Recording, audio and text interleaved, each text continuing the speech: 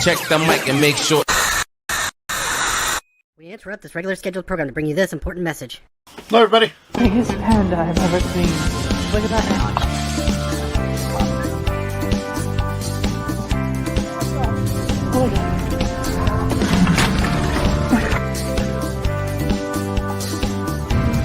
There's money on it.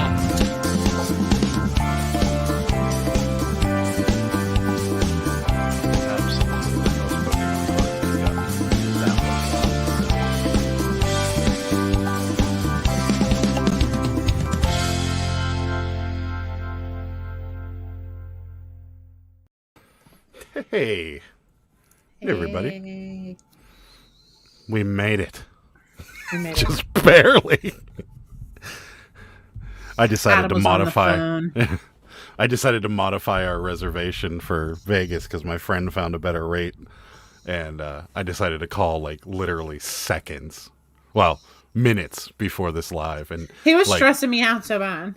It was seconds. I got off the phone with her before I did this, so we made it though.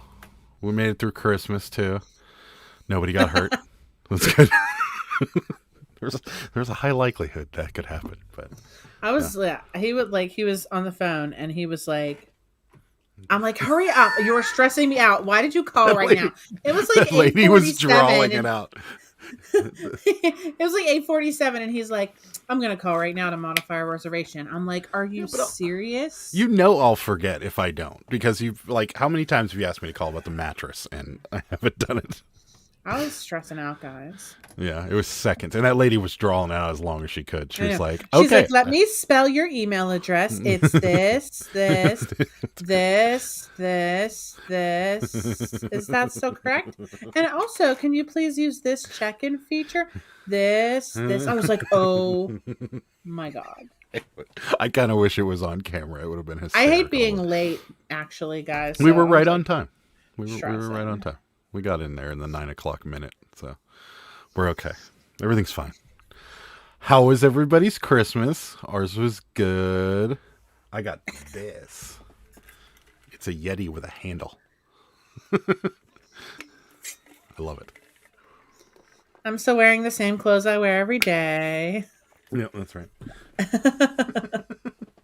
We got some people here. Jimmy's here. He says hello, everyone. Hi, Jimmy. What's up, Jimmy? Just checking out Jimmy and Carrie's live before this. Yeah, we had it on our big screen. We had it on the big screen while we were eating food. So, which I'm sure we'll talk about later. Pamela's here. Hi, Pamela. Hi. Riblets is here. Hi, Riblets. Welcome. And her husband. Eyebrows are freaking me out. Super fast tortoise. Hi. Oh, sorry. I should say hi. Hi, tortoise. Heather's here. She says, hello, guys. Merry Christmas. Heather. Merry Christmas to you too, Heather. Thank you so much. Adam is the coolest, but nothing is more cooler than smashing that subscribe button. That's right. I agree with you on that one. Christine's here. She says hello. Hello, Christine. So we made it. We made it through Christmas. Yeah. Everybody, hope Santa was good to everybody and got what you wanted. Yeah. Sarah did. Sarah was impressed with my gift buying skills this year. I got good gifts. Yeah. So, that was good. Yeah. We cooked a lot of food, and was very stressful to me. And our house was like 95 degrees, and we had all the windows open. Yeah. It was 60 degrees outside because we don't have after winter we here cooked anymore. It all for like 6 hours. We ate it all in like 10 minutes. Mm-hmm. So that was fun, and then it took me like 2 hours to clean it all up. Yeah. All part of the Christmas experience right there. So that was fun too. Callie's here. Reseller Lewis is here. Hi. Happy holidays. Happy holidays. Thanks for stopping by. We appreciate it. Yeah, so we made it. We do have a couple things I want to discuss with some people. Reseller related, oddly enough. Oh, dear. Yeah, I know, it's weird. Let's talk about some reseller stuff. It's weird, but I'm going to let some more people filter in because I need as many opinions about this as I can get because I am kind of at a loss to do what to do. So. Oh, I know what you're going to talk about. Yeah. So yeah, I'm a little bit at a loss because there's like two schools. Anyways, we'll give it a couple more minutes and I'll let everybody filter in. And we'll Yeah. go from there. I'm curious too, because it's a very odd situation. Yeah, it is a very odd situation. So At first, I was like, "What are you talking about?" And then I was like, "Oh, I know." How could you forget? God, How could I? it was so irritating. Super Fast Tortoise said Adam Claus made it happen. Made it happen. Christmas woo woo. Yeah, I did. I did good. Sarah always gets surprised when I do things correctly. I know, right? It took me a while to get him the way that he is. It just didn't happen in one day. No, definitely didn't. William's here. He says hello there. Hi, William. Hope Santa was good to you. Hope your holiday went well. Yeah. Thanks for stopping by on the Christmas hangover day, which is pretty much what the day is. Everybody's playing with their toys. Adam is. I keep trying. I know I got an Xbox Series S for Christmas, and I keep trying to play games on it. And I run out of time because we have to do something else or whatever. So yeah, but I mean, I downloaded a game. I'm gonna toy around with it after the live for a little while. Fun. Yeah, check it out a little bit more. But yeah, that was one of my gifts. And then Jimmy will love these. I got Steeler pants. I'm like, what are you gonna do? He's getting up. He's gonna be like, I got new underwear. I got Steeler pants, yeah, which I'm currently wearing for my mother, so she knows what's up. So yeah. But Rosie's here. She says, "Heyo, Rosie." Hi, Rosie. I think you need to tell us. Oh yeah, Rosie, you have a report due sometime this evening. Yeah. Let us know. Rosie went to Texas Roadhouse, and she's reporting on the bread. Yes. Superfast Tortoise says Facebook Marketplace is going to report to the IRS starting January 1st. Everybody is, Tortoise. It's just the way this is going. Steelers were hungover too. Yes, they were. They were something. That was for sure. Just, you know what? Lose the rest of the next two games. That's as far as I'm concerned. Just lose them. You get a better draft pick because we stink. Just don't watch it anymore. Those Magic Steeler pants are bad luck. Yeah, but they're so comfortable. They're like a really different type of material that's very silky and lovely. It's very stretchy too. So I like it. For days like today when it's a balmy 60 degrees outside in end of December. So, yeah, I'm okay. What?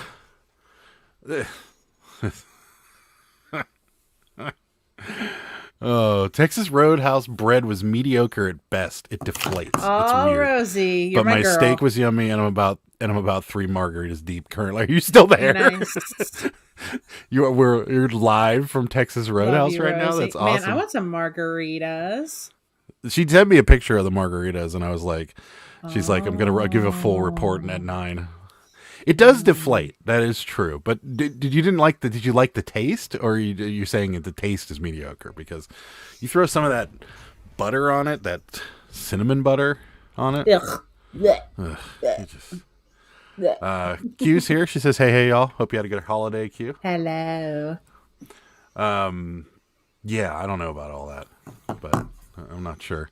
I think the margaritas are clouding your judgment, Rosie. That's just my opinion.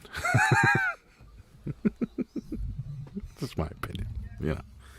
I don't think they are. Don't say she's drunk. Rosie, don't listen to him. He loves bread.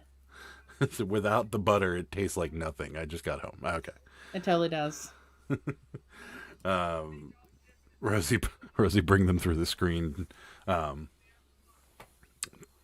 Jimmy needs some of the yeast rolls. Another Longhorn fan with the brown bread. Everybody loves the brown bread. No. I'm not a fan of the brown bread. I'm just not. I guess I just don't like bread, guys. So I'm just going to stop even talking about. I'm not sure how I feel about this new way of opening my Yeti. Well, you could have returned it. No, I mean I like it. I mean I can understand why it's there, but like I always forget because you got to push down now, and I don't know. But I do like the handle. I can do those I can seem uninterested in things by drinking it like this. And slurping into the microphone. That's right. You can seem uninterested. It'd be great. I don't know. I like it. I'm gonna keep it. But yeah. So there's 21 people in here. I will go through. This is reseller related, oddly enough. So this is what happened. So Christmas morning, and I'm just going to emphasize the fact that it was Christmas morning. It's about 7:30 in the morning. I get a message on Facebook. And it was the lady that bought our last Furby. It was the white and glittery Furby. And she had asked me before that whether or not it was in gift-worthy shape. Exact words, gift-worthy shape. And just some background. This is a new in-box Furby from 1999. It's never been opened. The tape's still sealed. None of the seals have been busted. It's still anchored in there, like you can turn it upside down. Twisties. Yeah. So like brand new in-box Furby from 1999. We sold a bunch. We sold the rest of them. We bought 5, I think, or 4, and we sold them all. And they were all new in box. They were all, not open because we checked. And so so we sold it. And then Christmas morning, I get a message. I cannot believe you sold me a Furby that didn't work. My child is crying right now. You ruined her Christmas. You knew this didn't work, and I cannot believe you sold it to me. And I was like, excuse me. And also, you'll never sell anything again on Facebook when I'm done with you. When I'm done with you, you'll never sell a thing on Facebook. So 2 things about that. One, everything that we had on Facebook was off already because we're done with Facebook. Because Facebook is just terrible. It's awful. It's not. I mean, the marketplace itself is okay, but the whole support thing is terrible. Yeah. The shipping thing's really clunky. So it's just like for now, I don't feel supported. Yeah, we're gonna just roll out of Facebook until they get their act together. But so that happened. So then I went and got back to her, and I was like, look, first of all, the way you're talking to me is just mean. Like, I did not know that this Furby didn't work. And you didn't ask me if the Furby worked. Because had you asked me if the Furby worked, I would have said, I have no idea. Because it's sealed in the box, and I'm not going to take it out and check to see if a brand new Furby would work. Because number one, these are collector's items. People want them sealed in the box. And I'm not going to unseal something that's 22 years old to test it and then try to put it back in the box. It's going to make it worthless. So I'm not, and had she asked me that question, I would have said, because we did have somebody ask that question on one of the other ones. They were like, hey, does this work? And I'm like, I have no idea, because I'm not taking it out of the box to find out. Like, because it's a collector's item and people don't want them opened. So I'm not opening it. And so she ranted and raved, you ruined my daughter's Christmas, this, that, and the other thing. So 2 things. First of all, number one, why did you buy a $100 22-year-old Furby for your daughter?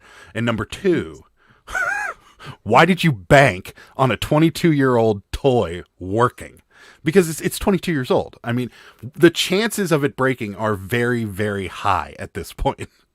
So I don't know what to do. So first of all, Facebook doesn't give me the option to give her a refund. And I had told her, because she berated me for a good half an hour and told me, I'm done on Facebook. You'll never sell a thing.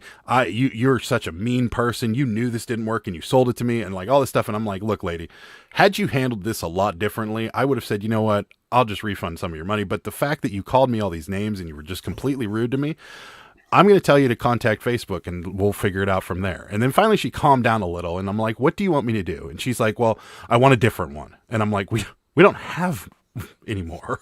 Like, we don't order these from Tiger. Yeah, and they send them to us. Like, Furbies in our basement. Yeah, we don't have any more. I'm like, so what would you like me to do? She's like, well, a refund. I'll gladly send it back to you. I'm like, that's fine. That's the best avenue. You need to contact Facebook and figure out how this works, because there's some avenue for you to mail this back to me. And I don't honestly believe Facebook is going to help her, because she bought it at like the end of November.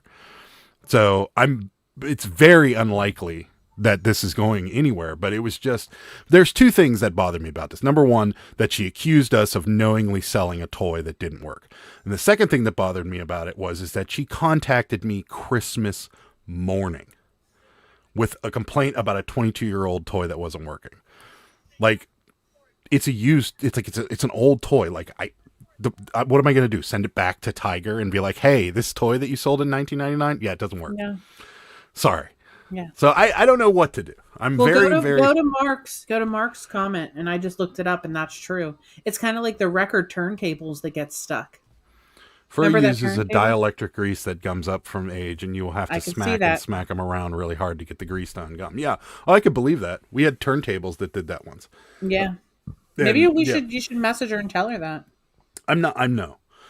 Oh. I'm not, because then if I if I start conversating with her again, she's just going to go back off the handle. Yeah. Because she You're right. needed somebody to blame for this. And as irrational as her blame to me was, she had to blame somebody, because the reality behind the situation is she bought a toy from 1999 for her 4-year-old. And they make newer Furbies. You could have found a newer Furby that was probably still in the box that would probably have a better chance of working. Yeah. And So I like Rosie and Super Fast Tortoise's comments too. I mean, yeah. I mean, from the sounds of it, her daughter was like at toddler's age. Why are you buying a toddler a 20-year-old Furby? Right. That's what I don't get. And then expecting, like, the expectation that 22-year-old Furby was going to work perfectly the moment it came out of that box was what bothered me. Because it's like, if I found a PlayStation 1 that was still sealed in the box and somebody was selling it on Facebook or on eBay or something, and I bought it and I got it home and it didn't work, I wouldn't if the guy offered refunds, of course, we'd work something out. But my first instinct would not be like, "Hey, jerk, you knew that this wasn't going to work. Like, how could you do this?" And it's like, well, it was made in 2000. Like, I didn't open the box, so how would I know? And it's an old video game system. Like, the chances of it not working are very high. Yeah. So those are the kind of things that are going through my mind. Like, what do you think I should, I just don't know what to do. So yeah, and I feel like somebody that would buy a sealed video game system like that, or a sealed Furby like this, that's paying up for it significantly, is most likely, I'm going to say 90% of the time, going to leave it in the box. You're right. And that's what I told her yesterday. I'm like, look, we were selling these as collector's items. Most of the people that were going to buy these were going to take them in that box and stick it on a shelf next to the rest of their collection in the box. That thing was never coming out of the box. The person that owned that Furby prior to her owning it did exactly that. They got it. They were like, I didn't have this color, and stuck it on a shelf. So that was like, why... What? And the logic behind it, like, this toy's from 99. I could see a picture of it where it says copyright 99. And then I get it home, I wrap it for my daughter, and I give it to her, and then I get mad when it doesn't work. Like, I don't get it. So Rosie says you can refund them through Facebook and do a partial refund through Facebook, but also, why is she buying a 20-year-old plus toy for her child? Sounds like a scam to me. It does sound very scammy, which is why I'm like, contact Facebook, because then Facebook will contact me and we'll work. If you're going to scam Facebook, you're going to scam Facebook before you're going to scam me. Like, I'm going to let it go through the avenues and let them make a call, because I'm not making a call. Super Fast Tortoise. Why'd they buy a little child a collector's item? I don't get it. Riblets is in my camp and your camp. No refund. She's an idiot that screwed her child. I would have told her that it was a factory sealed toy and there was no way of knowing that it was broken. Yep. Totally agree. That's why when even though I'm an electronic technician, I rarely sell anything electronic, and this is one of the reasons. Very true. Yeah. And we thought we were safe with these because the vast majority of people are going to be buying them as collectors. And we did get a message from another guy who bought it and opened it and put batteries in it. And he sent me a message and he's like, I can't believe it. 21-year-old toy, and it works perfectly. Yeah. It's really hard for me to believe that the thing doesn't work. So I really would rather. So basically you did all that I would have done. Yeah, pretty much. OBX Pickers here. What's up, Eric? How's it going, buddy? Did you say in the description, not tested, still sealed in the box? Yet we said new in package. Sealed and new in package. Yeah, sealed. I mean, essentially, most rational people would know that it's a 1999 toy and the fact that we're talking about it being sealed, that we didn't take it out and test it. So maybe we're thinking people think too clearly, and she even said during the conversation, she's like, I asked you if it worked. And I said, absolutely not. This conversation that we're having right now, if you scroll all the way to the top, it's our original conversation. You asked if it was in gifting form. And my answer was very clear that the box is in decent shape. It has some wear and it has some scuffs on it. But that's about all I can tell you because I don't know what's going on the inside of this box. And that's all I said to her. And if she would have said, hey, but does it work? I would have said, I have no idea. And I'm not taking it out to test it. So that's exactly what I would have done. Partial refund lost its value. Yeah, I agree. Callie says, the thing that doesn't make sense to me is who buys their kid only one present for Christmas. Maybe this was for her. Yeah. I mean, I also, yeah. I agree. She doesn't seem like a logical person now. OBX Picker says, why I love Whatnot. Reason number uno. Totally agree.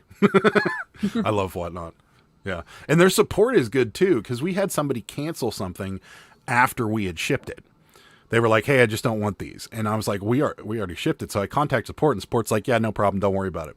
If you already shipped it, you already shipped it. That's their problem. I'm like, okay. Awesome. So how was your Christmas morning? Other than that, Mark, it was great. But that was that was a little bump in the little speed bump. Yeah, well, we got up at like 6 a.m. like because Adam is a child. Like he has to get up at 6 o'clock to open his toys.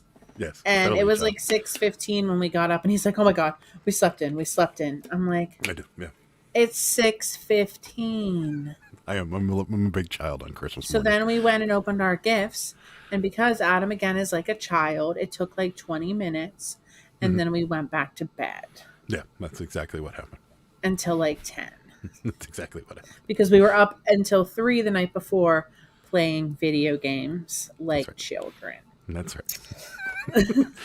And we were, I have it written down to discuss this game, that game we were playing. So if anyone's ever played it, yeah, we'll I'll see. talk about it here in a minute. Let me get through some comments. Dark Jimmy says, I'm wondering if she had the batteries in right or she had the switch turned on. Who knows? Yeah, I don't. Same. She sent me a video with like holding it and she's shaking it and nothing's happening. And then she pressed the tongue and nothing's happening. I'm like, what does this video tell me? All that tells me is that maybe the batteries aren't in it. Like, it doesn't tell me that it's not working. It tells me that you're holding a Furby that's not doing anything. That's what this video tells me. So I love stress-free paper Chase's comment. Spoiler alert, there is no child.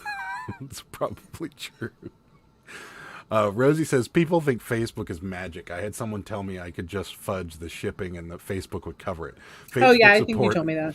Is non-existent. I wouldn't worry about being forced a refund. Okay, well, there you go. You're dealing with the metaverse people. That's right, we are. They're now called Meta. Make them follow the process every time. 99% will go. Yeah, totally agree. In fact, I learned the way you handle things, we started handling certain things because of that reason. Because it's a lot of the times people just want to be heard and they just want you to do something special for them. And then when they have to go through avenues, they start to slowly realize that what they're doing is completely irrational. And they're like, yeah, just forget it. Like when people, like, I have found that like if you make people start returns or request refunds for low dollar items, that a lot of the times they just won't even follow through with it because they just don't want to. Like, we've had returns for $5 items like shirts and stuff like that, and we've accepted them because we do. And then as soon as they find out that they have to ship the thing back and they have to go to the post office, they just never do it. So a lot of the times you're all right. They do that. Mark got 2 negative feedbacks for 2 postcards not received. Fully refunded the guy and he still left negative. Oh, well, my Facebook has Christmas colors now. My feedback has Christmas colors now.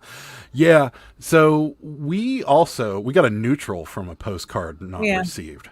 And the guy I was going to talk about this too. The guy was really, really rude. And it was only, it's only been 9 days. Yeah, it's like still to today this day, would have been like 9 days. He opened up an item not received case on the date eBay said it would get there, and his messages were the worst, like completely rude, arrogant message. And Mark, maybe do you get this a lot with postcard people, because we've had a couple that were kind of arrogant, But like he Dang, would send those his message was this. It literally, item not received, past the date, want a refund. That was his message. Oh, and his name. That was literally it. Mm-hmm. And then I sent back, I'm like, yeah, open up an item not received case with eBay. And he's like, item not received, past the delivery date, He just kept want a saying refund. the same Said it thing. again. And I was like, look, dude, all you got to do is go to eBay, open an item not received case, and then we'll take the process from there. So we did that. Yeah. Then when it took 5 days for the thing to expire, then he sent us another message. He's like, I want a refund. Item not received case should be closed. Or close item not received case. Case closed. And I was like, seriously, I want a refund. Case should be closed. That's it. And I'm like, it's been 7 days, dude. Like, it could still get there. Honestly, when he first brought it up, it really had only been like 5 or something ridiculous, because it was like we printed the shipping label out on like Saturday or something, but it didn't go out until Monday. Like, it wasn't, you know what I mean? Like, so and he messaged us on like Thursday or something. Yeah. So it technically was like 4 days. Yeah. And so, but then after a while, it just got to the point where it's like, it's a $5 postcard. I'm just going to refund them. And that's what I did. But it was just one of those things. Super Fast Tortoise, the lady that bought it must have bought it out of nostalgia, thinking old toys should work because they've never been opened. But damn, the thing is electric and mechanical. They age twice as fast. Yeah, that's my thought process too. Uh-oh. Yeah. Carrie's in the house. Party time! Party time! What's up, Carrie? Thanks for stopping by. Hello. Jessica's here, stopping by to say hello, Adam and Sarah, and everyone. Happy holidays to all. Same to you, Jessica. Thanks for stopping by. Yeah, happy holidays. Oh, Carrie, I wanted to say I love your little Goodwill things on Instagram where you find things. She does. They're very informative. She likes your inspirational quotes too. What is it when birds fly? Or I don't remember what he was saying. What was the one in the mirror with the Del Taco? Oh my god, that was cracking up. That's good. Fart Sack Jack. Hey, what's up, buddy? How's it going? Very rare do I get a bad feedback or rude people. Okay. Oh, yeah. Maybe it's just us. We just said one guy. Hello. Boldly Grow Pickers says hello. Hello. I shipped with a stamp, no tracking for years, hardly any refunds. And then Carrie says I try to inspire. Cool. By the way, I'm the daily cabbage. So in case you don't know who I am, that's me. I'm the daily cabbage. I'm the Cabbage Patch lady. So Del Taco is people don't know who I am. Sarah doesn't know the joys of Del Taco. I don't. One day, I will know. Probably not. There's better things than Del Taco if we go to the West Coast. I can tell you that much right now. Del Taco is interesting because Del Taco has tacos and burritos, and then they also have cheeseburgers and fries on the same menu. So you can potentially get a combo with a taco and a cheeseburger and fries all in one. So that sounds good. It's not. I like Daily Cabbage Patches on Instagram. Oh, guys, look what I got here. Let me show you. I got to show you this. So my mother said she didn't have juice glasses. So I bought her these juice glasses for Christmas, and she rejected them because she bought them in the meantime. But I thought she was going to love them because she loves my Cabbage Patches. She's very supportive. Look at these vintage Cabbage Patch juice glasses. Yeah, she totally rejected them. She's like, you could just sell them on eBay. And I'm like, well, that's where I bought them. So we're going to put them back on eBay. Gary remembers you. Yeah. Oh, cool. When I get bad feedback, it's like asking Batman. It's like Batman asking Superman, "Do you bleed?" It's true. That is true. Super Fast Tortoise. Live is fun. You should subscribe. Tortoise says stay home, or Tortoise stay home. Maybe it's Tortoise says stay. I don't know. But yeah, you should subscribe. There's no doubt about that. So you definitely should. You definitely should subscribe. So we were up late playing. Oh, you got a biter. I don't know yet. I got to look them up, but I'll let you know when I list them. I'll send you a message on Instagram. There you go. So we were up late playing video games, and this game was totally inspired by our recent. We won a FedEx claim because FedEx For those of you that are movie people, you'll know the Ace Ventura scene at the very beginning of the first one when he is the UPS delivery guy. That's basically what they did to a turntable that we mailed out, our only turntable, and the last thing we're ever going to buy that's electronic, that's large and electronic to sell on eBay. They look like they literally like did everything he did and kicked it down the hallway and then dropped it off the truck a few times. Like it was just destroyed. Yeah. And so we sent all the things, and the FedEx sent us thing, and they're like, yeah, we're mailing a check out to you. Sorry about that. We're like, yeah, great, thanks. So. Oh yeah, I knew we won. I didn't know if they like deposited or like how they I know. sent I the think refund they're back. going to mail out. Well, a that's check. good because we gave him a full refund. The guy's like, it didn't look cracked when in the pictures, and no, we it didn't definitely disclose wasn't. it was cracked. He's like, and this is what the box looked like. So yeah, and I'm like, we're going to give you your money back. I actually have the picture that he sent of the box. Whoops. Let's do this. I'm so small. You got small. He was like so cool though. He's like, this is what happened. I know it wasn't broken when I bought it. And he wasn't like, what are you going to do about this? You're not going to ever sell on eBay after I'm through with you. Yeah. So that's the box. That's the inside of the box with that massive hole in it. And this is not a small box. So that hole is huge. And then this is what they did. That's the hole again. And then where's the turntable? That's what they did to the turntable. I don't know how that chunk came out of there. I had that thing wrapped in so much bubble wrap. I had the weight off the turntable. I had it like stabilized. I have no idea how that even happened. Yeah. They jacked this thing up good. Here's the box. Look at that. They just destroyed it. So yeah, that's had no regard for my fragile stickers. None whatsoever. No, and there was fragile stickers all over it. No regard.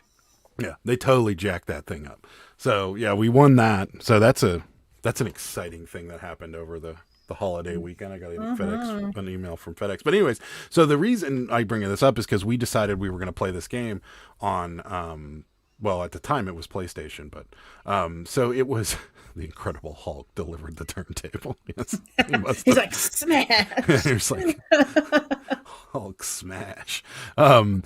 So we there was this game, and it's called Totally Reliable Delivery Service. Has anyone ever played it? And if you've ever played it, you might be giggling right now because. So we tried to play it. We started off playing it, and like. That your character is basically drunk. Like that's how it feels to play this game because like the controls are not responsive. I mean, they're responsive, but like if you go to the left, he like leans to the right and he then looks like drunk, flails, and like he goes like he has this like he has like a almost like his feet are planted, but the rest of his body can just go whichever direction. It's so strange. But the funniest thing is like you pick up packages and you deliver them, and they're like boxes that look like things that we mail out every day. And you put it on like this truck, and you're driving in this little truck, and like you take a turn, and the box falls off, and little popcorn peanuts fly everywhere. Yes. And like you can literally just hold it in your arm and slam it off of everything on your way down. Like you could put it in a helicopter and then get up in the helicopter, and then the package falls off and hits the ground. Like it's and the whole time I'm laughing so hard at Sarah playing this game. I'm crying sitting on the couch the whole time. So yeah, we were up incredibly late playing this game because it was insanely addictive.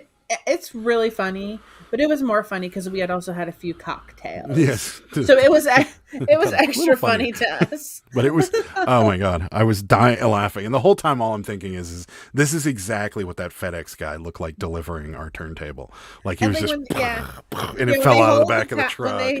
When he holds the package, he's like literally holding it like this, and his arm is like flailing all around.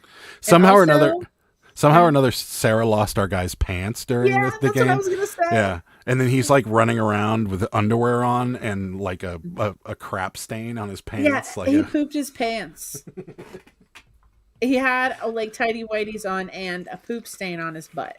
Yeah, it was hysterical. The game is just absolutely hysterical. So those of you that don't know, I wouldn't recommend playing online first. I'd recommend playing by yourself and getting used to it first, then trying to play online. But it's completely hysterical. Well, there's like other people that play online that come into the game too. Yeah, but we at the end we were just playing by ourselves because we had no idea what we were doing, and like people will come over and like wrestle you to the ground, and like you want to play by yourself first, get used to the game, figure it out, then try to play online.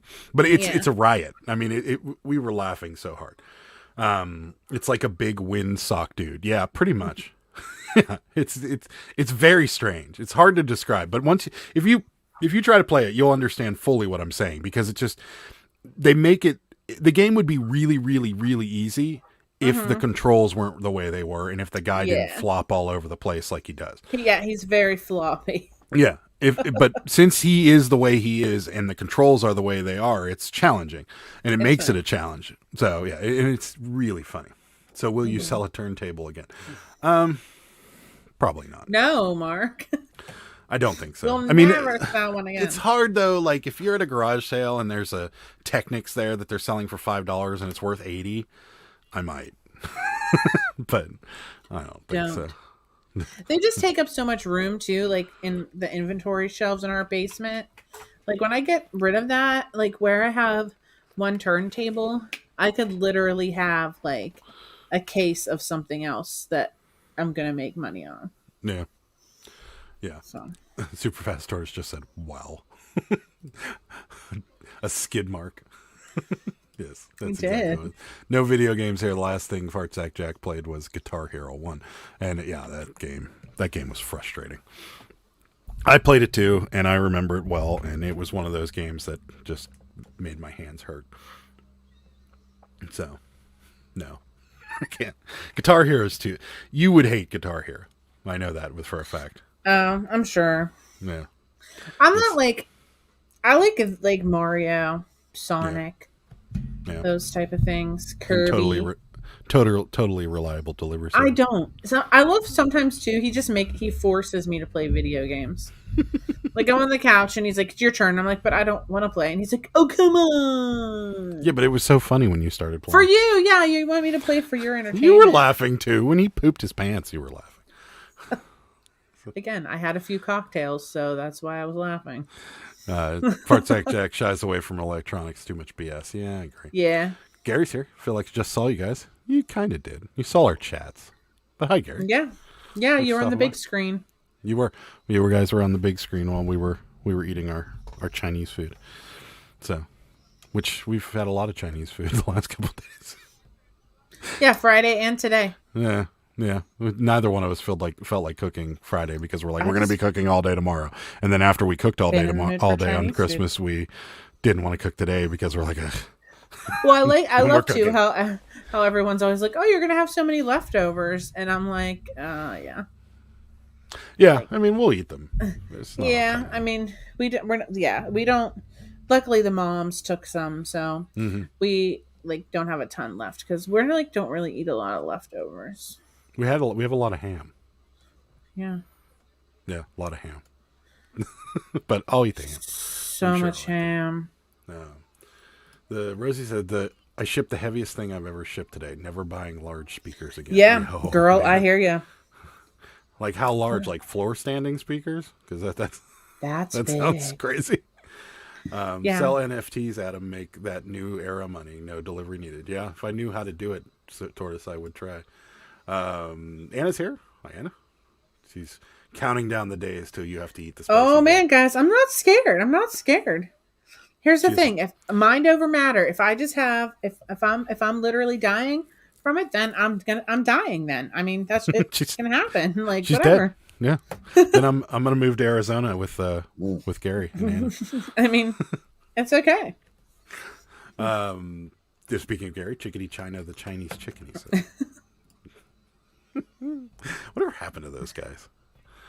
Oh no, I know what happened. Didn't they had a deal with Disney? And Bare Naked Ladies? Yeah, and then didn't the lead singer get caught with like a whole bunch of cocaine or something, and then they lost their deal with Disney? I met them. What happened. No, well, he had a coke problem, apparently. I was at the Bare Naked Ladies concert when they came to Pittsburgh, and I waited backstage for them to come out, and they signed my clove cigarette box. What kind of cloves were the ones in the black? The Dejarum or whatever. Dejarms. Dejarms. Yeah, and I don't know where that is. I wonder if it's worth any money. Probably not. I mean, it's cool. It's funny. Mendoza's here. Good evening. Welcome. Thanks for stopping by. If it does not fit in a 16 by 12 by 8 box and less than 10 minutes to pack, I walk away and don't buy it. That's Mark's Smart. Mark's life lesson for you right there. It was a subwoofer, maybe the size of an old school computer tower, but it was like 30 pounds. Wow. Yeah. Biggest thing we ever shipped was the McDonald's. I think that's still the biggest. Yeah, the McDonald's drive-through playset. The playset. That wasn't that heavy. Actually, at certain point, Rosie, the weight doesn't like starts going up by like 10s or 20s, so it doesn't even matter. Like the difference between 30 and 50 pounds, and it's probably minimal at that point. It's just the dimensions that really matter. Yeah. So at some point. Yeah, and then there's a point to where it ends up being freight if it's too expensive, it's too heavy. But yeah, I don't think there's much difference at 30 to 38 pounds really. But you're getting some. You got this, girl. Yeah, it's okay. I'm fine with it, guys. She's fine. She ate a whole bunch of green curry the day before Christmas, and then the next day she was like, my stomach hurts. I ate green curry, guys. I ate so much green curry. Then we played some video games, and then I'm like, I'm going to eat the rest of this. And I take it out to the living room, and I was like, are you eating more green curry? Yeah. You're going to be very sick. And then the next day she was sick. Sure enough. Was very ill. Fart Sack Jack says I shipped 45 pounds of records last week. See, but that's not too bad because you can media mail that. But that's a lot of records. I bet that guy was happy to pick that up. I always records get so heavy, yeah. Yeah. Super Fast Tortoise. I wonder if Disney will pick up this show. I doubt it. Show? We'll take that Disney money though, Super Fast Tortoise. That's no problem there.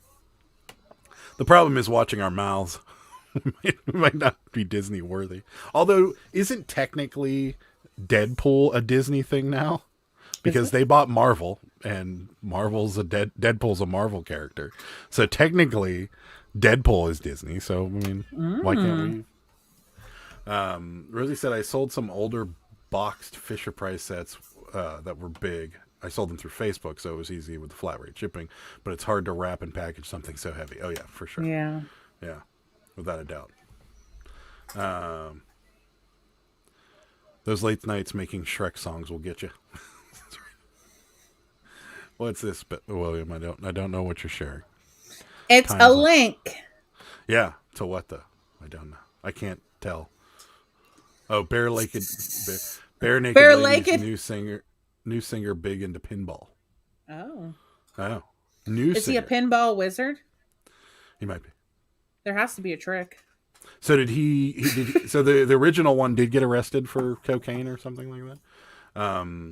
Mark sold $500 in postcards today. Wow. Nice. We went out the ones that we got last week, I think. Those are actually doing pretty well. So. Yeah, and I got some more that I won on high bid. We're picking them up tomorrow. Yeah. So we've been actively sourcing them. They're great to sell. You are correct. They are awesome because they're just little piece of paper worth $30. You're like, great. I like to learn about them, and they're small and they don't take up any space. Yeah. Well, I mean, for you they do because you have like millions, but. Yeah, so it's confirmed they dropped him after the indiscretion. So you have a Desarmes pack that's signed by a guy who's no longer the lead singer. Yeah. So. Carrie, you're so funny. It's been 1 week since I've thought about Bare Naked Ladies. You didn't laugh about my pinball wizard. Has it been 1 week since you looked at me? Dropped your arms to the side and said you were angry? You didn't laugh at my pinball wizard when I said, is he a pinball wizard? There has to be a trick. It was William. No, I said he's a pinball wizard.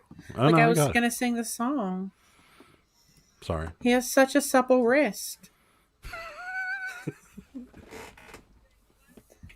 I can't. I don't know that as well as I know Bare Naked Ladies song. Pinball. He's blind. Is that he's actually he can't see. He plays pinball by sense of smell. Does he actually say he has a supple wrist? Yeah. That is a lyric? Such a supple wrist. artist. Didn't know that's what it said. Yeah. Yeah, how do you think he does it? I don't know. Were you a believer? I mean, come on. Keep it going. Carrie wasn't home. They just got home, so they went on vacay. Now, Oh yeah, Carrie's gonna be back at his nightly whatnot auctions again. Carrie's, Sarah thinks Sarah's worried about you. you. Sarah's worried about you, Carrie. I just have it, like she'll see your whatnot auction came on, and she's like, "He's gonna die. He can't keep this pace. He can't." Like where does he find the power to do this every night? Yeah, when I saw your post, you sold like 1,000 items in a week. I was, oh my god. Like, you're stressing me out. You're stressing me out. The one day she was sitting on the couch and like you came on or something. She's like, he's on again. How? He's going to die. He needs to take a break. So, I go to the bins, guys, like every Sunday, and I'm at the bins for like 5 or 6 hours. Like I was there today for like only like 4 hours. And by the time I left, I was talking to this guy there and we were like trading stuff. It was really cool. And he's like, after I leave here, he's like, I've been here since 9 a.m. Like he stays the whole day. He's like, it's a workout. He's like, I wake up the next day. My arms are so sore from just throwing all the clothes.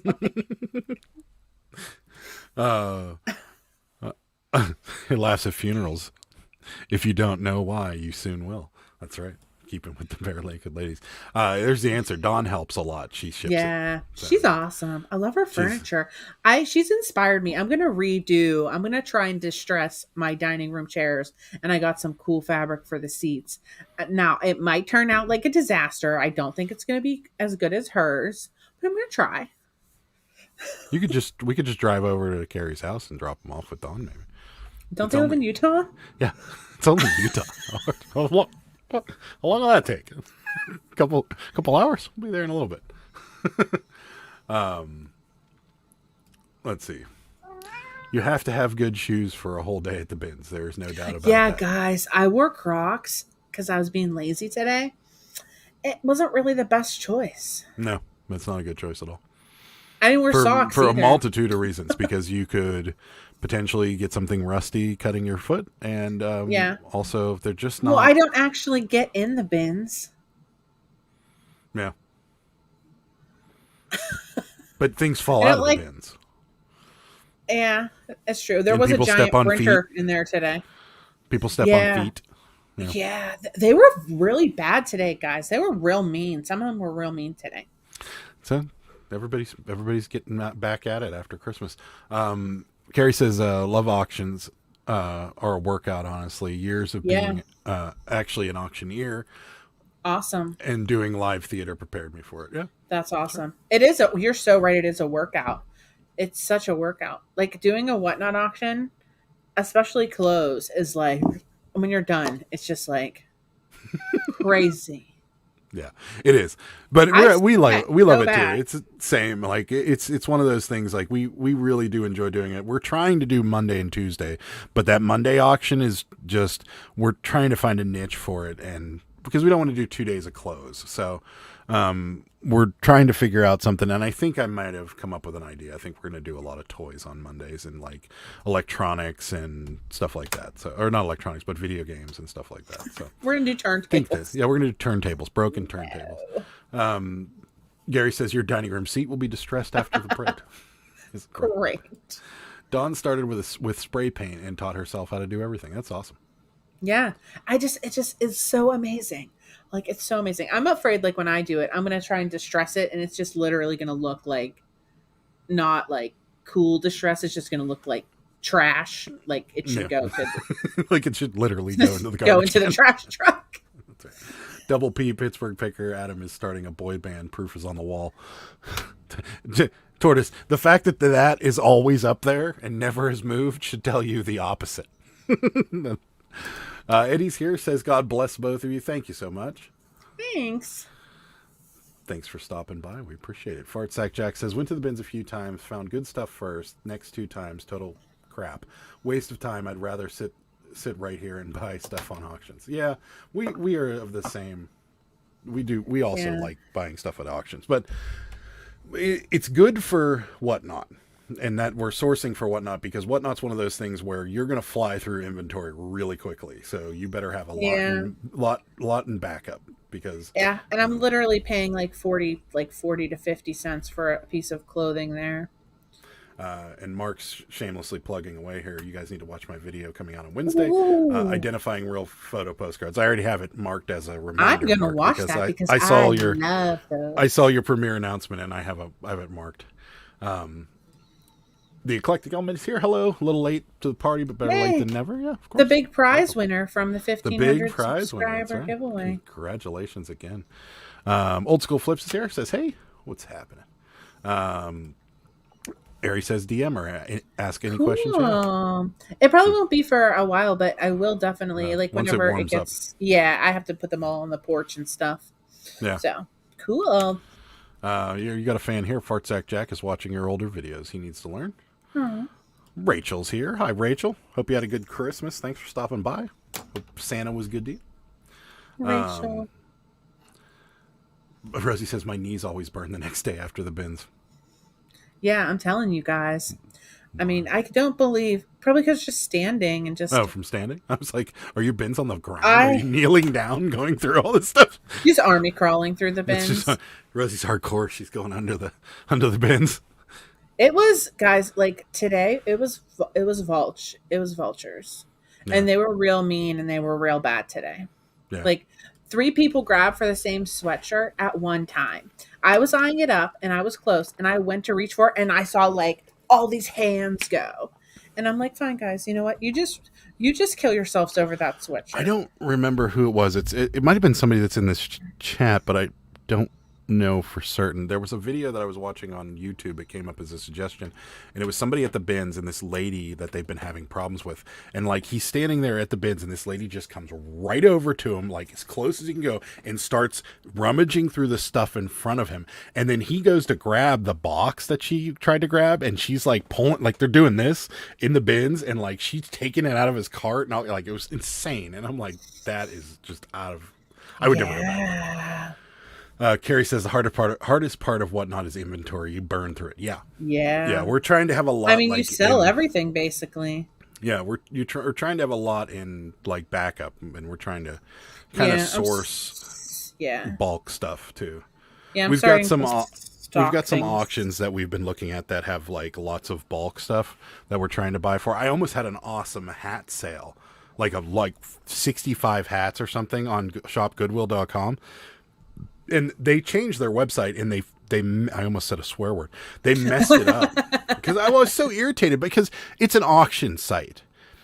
Okay. Yeah. It's annoying.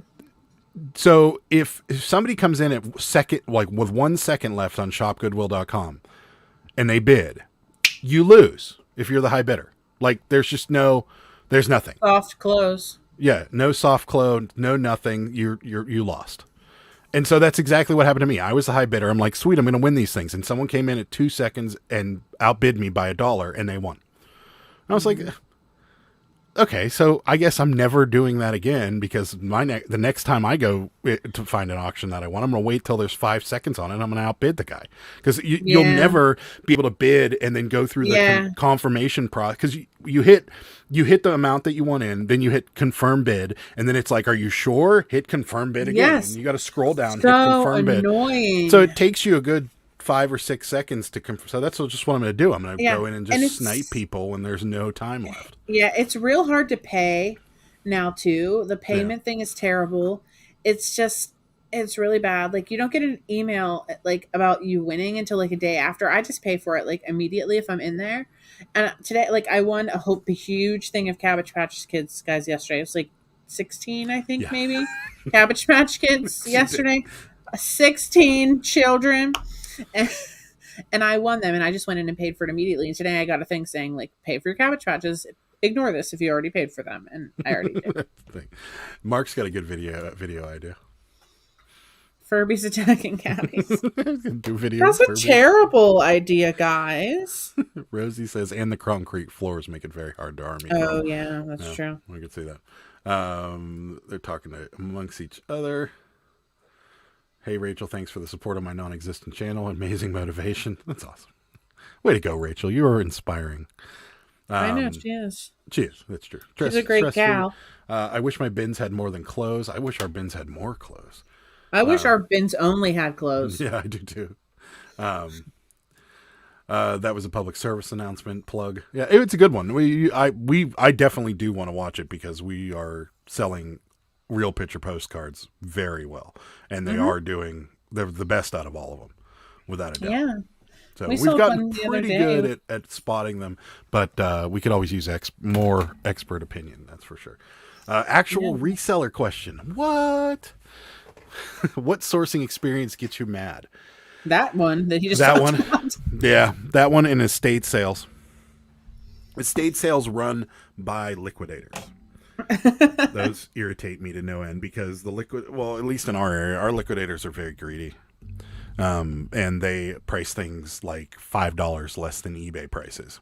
And I think that's garbage, to be honest with you. So that definitely irritates me. Yeah. So yeah, that would be the two things that irritate me the most. I don't know. ShopGoodwill.com's crappy format. Yeah. I mean, seriously, like what kind of, you're right. They're shooting themselves in the foot. Because if there was a soft close, they'd get more money because me and him would have been going back and forth. And those hats, 60 or so hats, probably would have sold for over $100. I guess just maybe the best course of action would be, and this is what my course of action was with the Cabbage Patches, is just to like do your math, like you were doing your math to see how much you'd be paying per item. And then just see, what's your max that you're going to pay with the shipping and divide it out. And then just put in your max and just... Yeah, and then hope for the best. Hopefully you win. Yeah. But yeah, those would probably be the two. The other thing that irritates me is whenever you get collectors at live auctions that bid on shoes and go pay stupid money for things. But they're allowed to. They are. Yeah. But I mean, that's not a real legitimate, complaint because I hate people that collect things. But yeah, I think the biggest thing that irritates me is our estate sale liquidators. They're greedy. And the people that go to these estate sales, their little motto is typically like, well, you got to find the things that they don't know about. And it's like, well, if I wanted to do that, I'd just go to thrift stores. Or if I wanted to do that, I'd just go online auction and find the things that I'm looking at. But I'm not going to wait in line in the morning outside of somebody's house. And the other thing about, estate sales is when you see the previews, you have no idea what they're asking for any of this stuff. Mm-hmm. So like, it would be different if they disclosed all the prices and everything. And then that way I can judge whether or not I want to get there at 8 o'clock in the morning and run and grab the $20 KitchenAid mixer that's sitting there. Well, honestly, it's not even 8 o'clock. You have to get there, guys. I don't know if it's like this around you. Yeah, 4 o'clock. We got it we got to one at 3:45 once. Stood in the cold for 5 hours. Yeah. And then I got pushed. But what does it... into a table. Like, I don't understand. I mean, the business has to be dropping off. So like, there's two things that I don't understand. Number one is that their business is definitely dropping off because there's the internet is killing them because people are doing all these online estate sales and things like that. And then people are going to live auctions because they see a better, return on investment from live auctions. So you've got two things that are killing them: the internet, online auctions, and then live auctions are really that's where people seem to be going. So the smart play here would be to price things reasonably because the vast majority of clients that are selling their grandmother's stuff or their mother's stuff that just passed away just want to see what the end number is. They don't care, oh, you only got $35 for the KitchenAid mixer and we could have gotten $50. They care like, oh, I just made $2,800 to help pay some of mom's bills off or to help pay the house off or fix whatever. And so that to me, it's like, if I'm a company that is wholesale and my biggest customer are people that are buying to resell, I would price things fairly and not that close to where the market, like, it just doesn't make sense to me. So I'm done with that rant. The quiz is in the video, the quiz for the postcards. Ooh, I want to take it. I don't think there's really a quiz. Oh. But if there is a quiz, there's no option to put quizzes in YouTube videos. I'm sad now. Mark will send you a quiz privately. Me. If you ask. William agrees with me about PGH liquidators. Estate sale people suck. I always feel bad for the families that are using them and not selling anything. Wow, I'm not the only one. I won a hat on Goodwill.com. Took forever to get it. So long I actually forgot. Tom says the only negative feedback was for a pair of shoes from 2005, new in a box with a receipt. Customer said it was used. We had that happen once too. Crap. We had somebody actually tell us that something brand new with tags on it, that we know was brand new with tags on it, was actually used. And they told us, they were like, you put the tag back on there. I'm like, I assure you we did not. This looks like it was washed. It was not. Like, I guarantee you it was new. I'm like, here's the trick. It's new with the tags from 2005. So it's been sitting somewhere. That's probably what you're noticing. People are funny, though. Fartsack Jack says, never ever will I stand in line at a sale like that. F, no way. You know the first 20 people are regulars and will get all the deals. They don't, though. The first 20 people... I know. I was the first, or Adam was the first one, or the third one in that estate sale? Second one. Yeah, I was the third.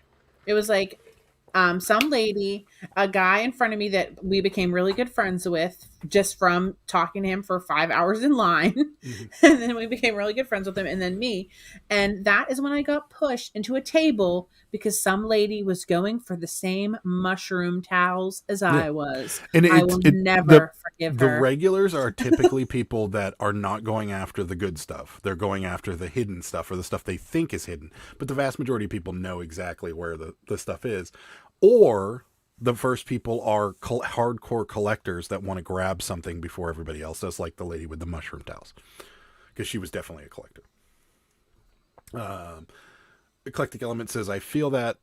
I feel that I was a teenager when an older guy nearly hip checked me out of the way to get to a jeweler.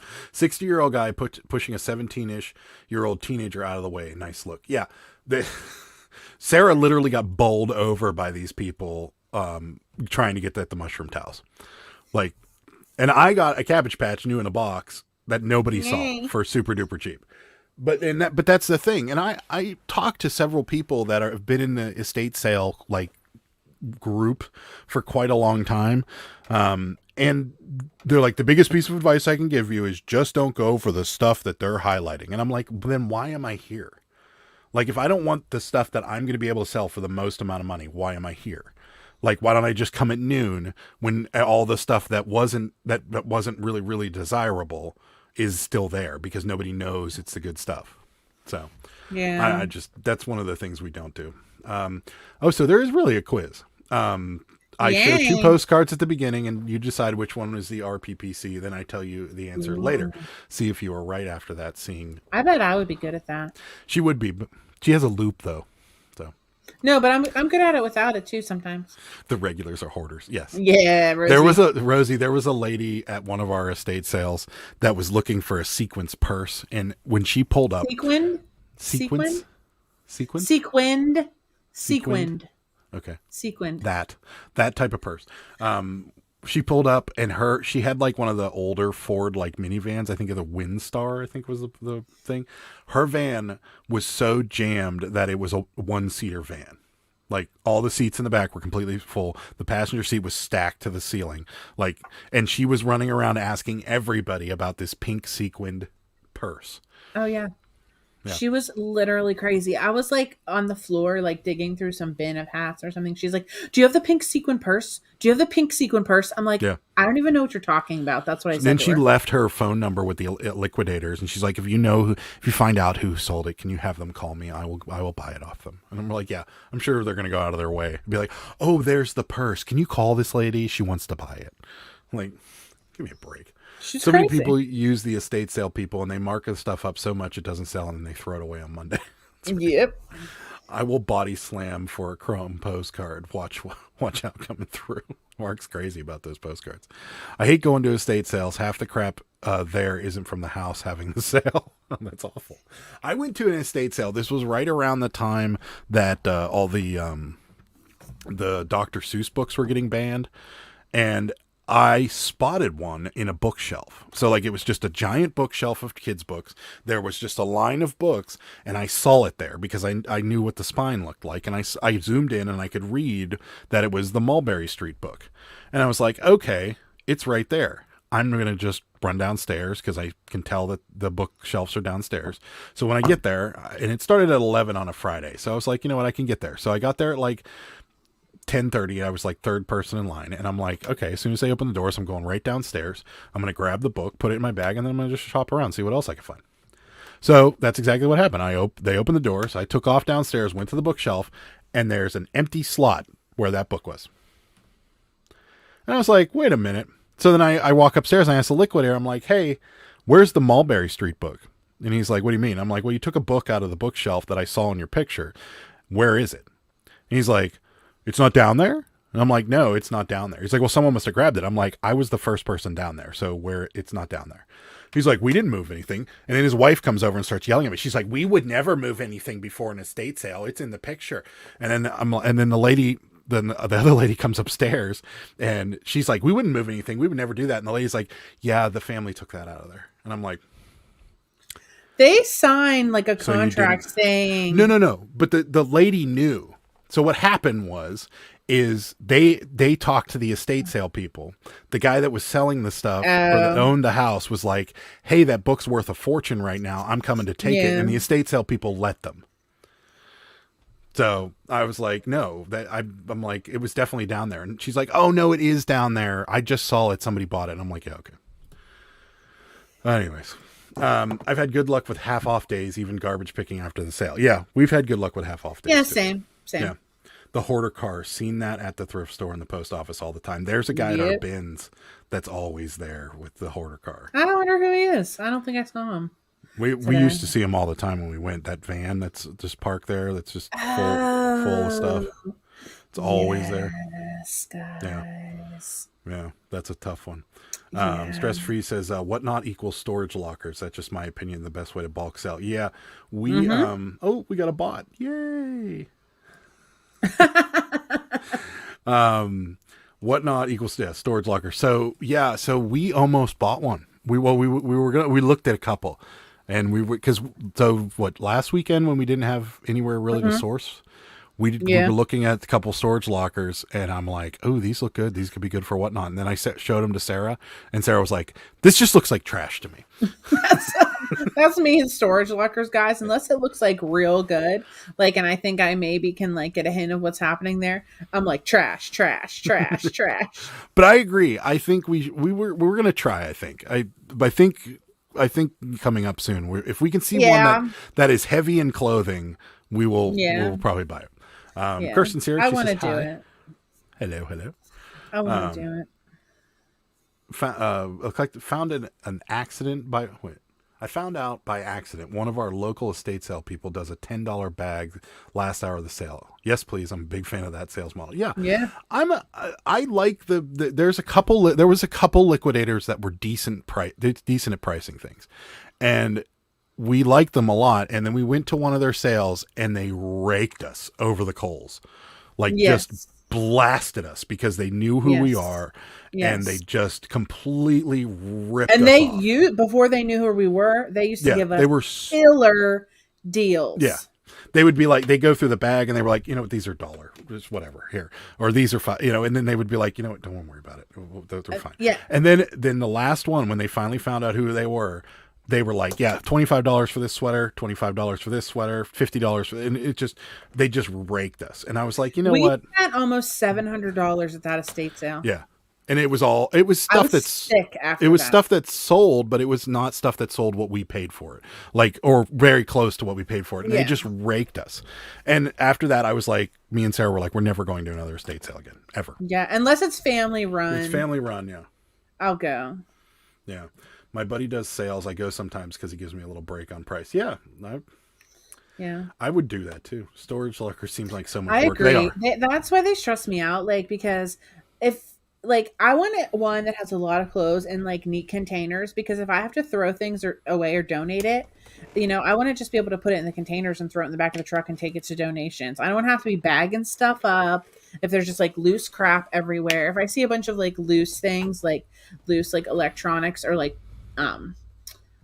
things like, like a skateboard or a vacuum cleaner, or like something that is like loose and just beat, I don't want that one, because you have to clean those out most of the time in 48 hours. Mhm. Yeah. Or you get Well, fined or something. that's one of the reasons I want to find, like, because there's a whole bunch like in Youngstown that always go up, and like we've both thought about going up there, but the problem is that like that drive back here would just be awful, because we're gonna Yeah. have to take my trailer, we're gonna have to load it up with garbage and then find a place to dump it. Whereas if we find something local, I know where the local dump is here. Like I know, we could just drive it all over to the dump and throw it away. So I don't know. They charge you for that, don't they? They do, but it will be minor compared to driving Yeah, all the way down from absolutely. Youngstown. So Yeah, I absolutely. think if we're going to do it, we're going to find something. We are the Or get like a start with a small one. yeah, we're the Kardashians of reselling. No, we're not. Definitely not. Ah. We used to hit local estate sales, and as soon as the guy went full time doing it, the prices tripled. We haven't been back. Same thing. Yeah. I would rather spend a day on the freebies app getting free flips and spending the gas to drive for the day. Yeah, I agree. What is this freebie app you're talking about, though? Check it out. We need to know. Yeah, I just like, I'm not like saying like anything like, I mean, yeah, people say, that they're all greedy and stuff like that, which I feel like that they are like getting greedy. But like too, like I feel like a lot of them that used to be so nice, and then when they find out you're selling stuff on eBay, like they're so mean. Yeah. Like, why are they so mean? Like, so many people do and that's this. the thing. I mean, Yeah, they were so mean to us when they found out we were filming things. They were so mean to us, and they raked us over the coals when they knew who we were. And like, I just don't get it, because like if I were an estate sale liquidator, like, okay, I can understand you not wanting to have people filming in the houses, and I yes. can understand people saying, you know what, don't film in the houses because it's not Yes, our house, absolutely. so forth and so forth. No problem with that whatsoever. But the way what they did to us is they were like, we don't want you filming in the house, which again, totally understand. But if you buy something that is a steal, like let's say we buy this Cabbage Patch for $1 and she's worth 400. I do not talk about the fact that this is worth so much money on YouTube. Yeah. And I'm like, so you basically want us to protect you on on our YouTube channel. Right.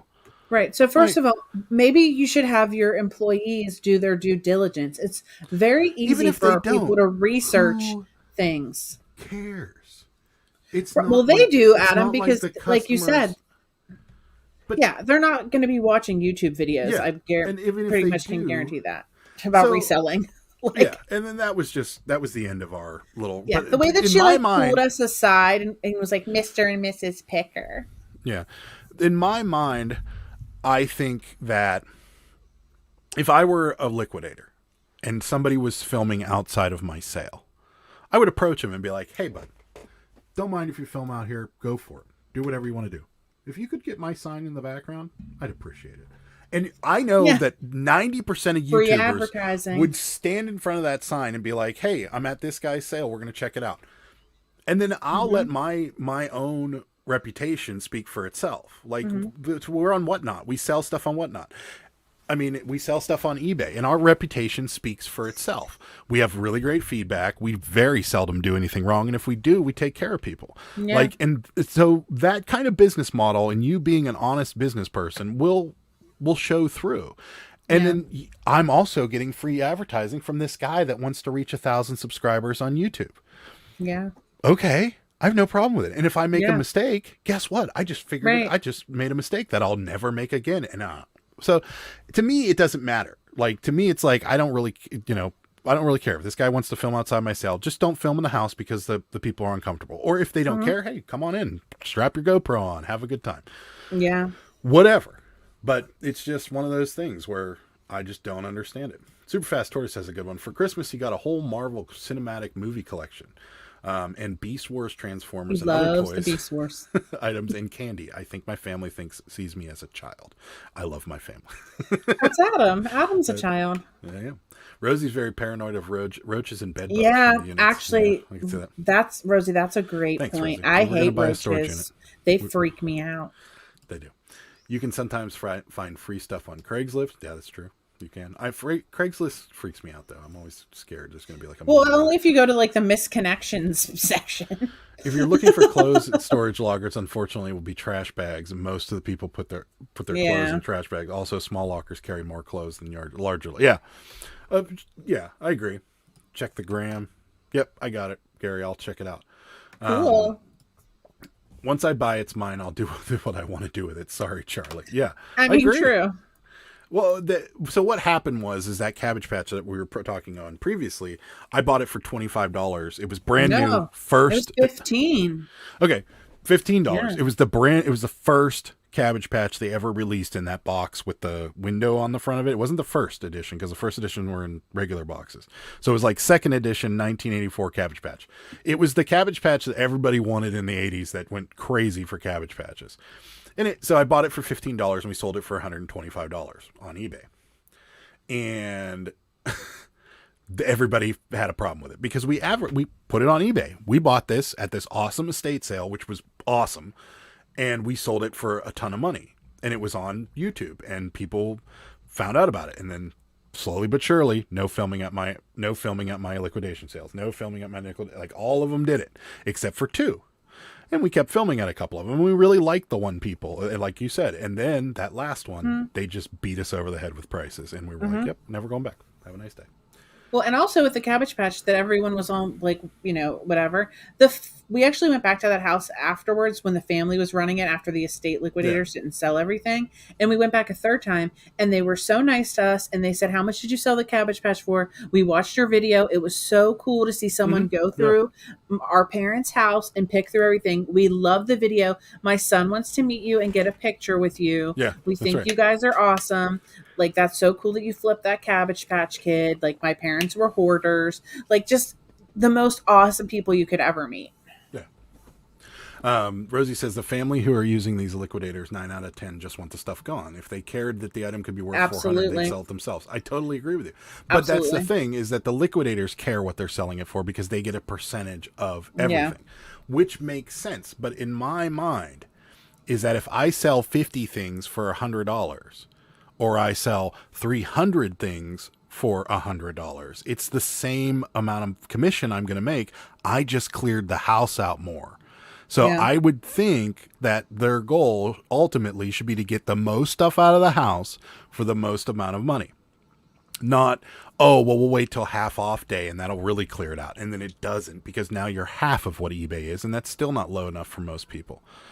So it's just, I don't know. To me, if I were them, I would start marking things down, because if you are selling this Cabbage Patch for $2 and there's 12 of them there and I walk in, I'm going to be like, guess what? They're all coming home with me, rather than going, well, oh, they want 20 for this one, so I'm not getting this one. I'll get this one for 3. What is happening? What is going on?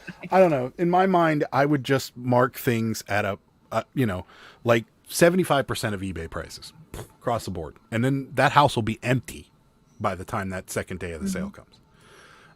Eclectic Element says, you would really think that these companies would want to work with resellers, because if you treat us well, we'll spend big money at your sales and future sales. Exactly. Totally agree. Tiger. Look at him today. Happening? I don't know. He's crazy today. People shouldn't care about how much they sell under the retail value. If you find a $5 doll that's worth $300 and tell people about it, hunters will eyeball that company for free publicity. Totally agree. See, you're like the famous rappers of reselling. Just remember, auction people and estate sale owners are probably selling on eBay. Also, you bought stuff they wanted. Yeah. Totally agree. Heather's laughing at your cat. I know, right? What's his deal? I don't know. He's like clamped onto my neck. This doesn't look very comfortable. It's okay. He's trying to steal the show now. He's like, I want to talk. He's like, I have opinions about Cabbage Patches. Cat butt. That means they like you, apparently. That's like... Yeah, Great. Guys, look what I just ate before the show. A whole bag of satellite wafers. Ugh. My friend got me a bunch of bags of these for Christmas. Man, they're so because delicious. she loves me. She got me this in White Claws. What's the best gift ever? Satellite wafers and White Claws. Whatever. You said I had the best gift. Now you're recanting. I mean, okay, one of the best gifts, but she did she always does such a great job. She's actually like the female version of Adam, because Adam really does listen to what I like. Surprisingly. Other things, she's always so not surprised. so much. He doesn't listen to things that like are a necessity, like, but he listens to things that like I like. Like he knows if I could tell, like if he said something or if I said something, he would know if I liked it or didn't like it. Like, no, they're not. guys, what's so funny about these? Okay, if They're garbage. You guys, I've talked about Gary, this you've before. never had these? First of all, they're not garbage, but the second part about them that's so funny. Look at the corner. It says edible satellite wafers. Yeah, because it's hard to tell if you're looking at them whether or not they're edible. Guys, look at the graphics. Look at those graphics. They're terrible, Gary. They're just if you're Catholic or Christian and you've ever had Holy Communion, they taste like the Holy Communion wafers with little like sprinkles in them. That's literally it. They're terrible. Superfast Tortoise says, think about it, Adam and Sarah. You will get pulled over one day with 300 pounds of Cabbage Patch dolls and make it on the news. Right? Maybe It's possible. Especially on random things. Sure mark the KitchenAid or the video game. Your regular Joes want those. For the rest of us, for the rest of it, 4th of eBay, clear it out, and the family will make it. Yeah. I totally agree. Absolutely.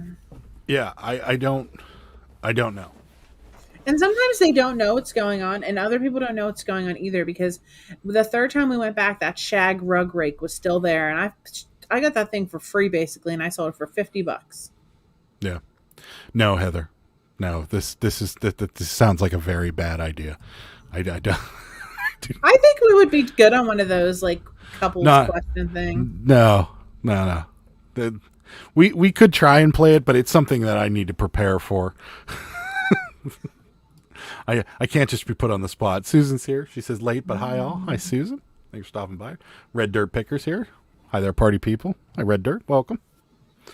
Thanks for stopping by. We're ranting about what play. We should do that. Like have them ask a question and be like, you know, what is like Sarah's favorite color, and then we can both hold up a card and see if like they match, and like what is Adam's like favorite food, and then we can be like, see if we match.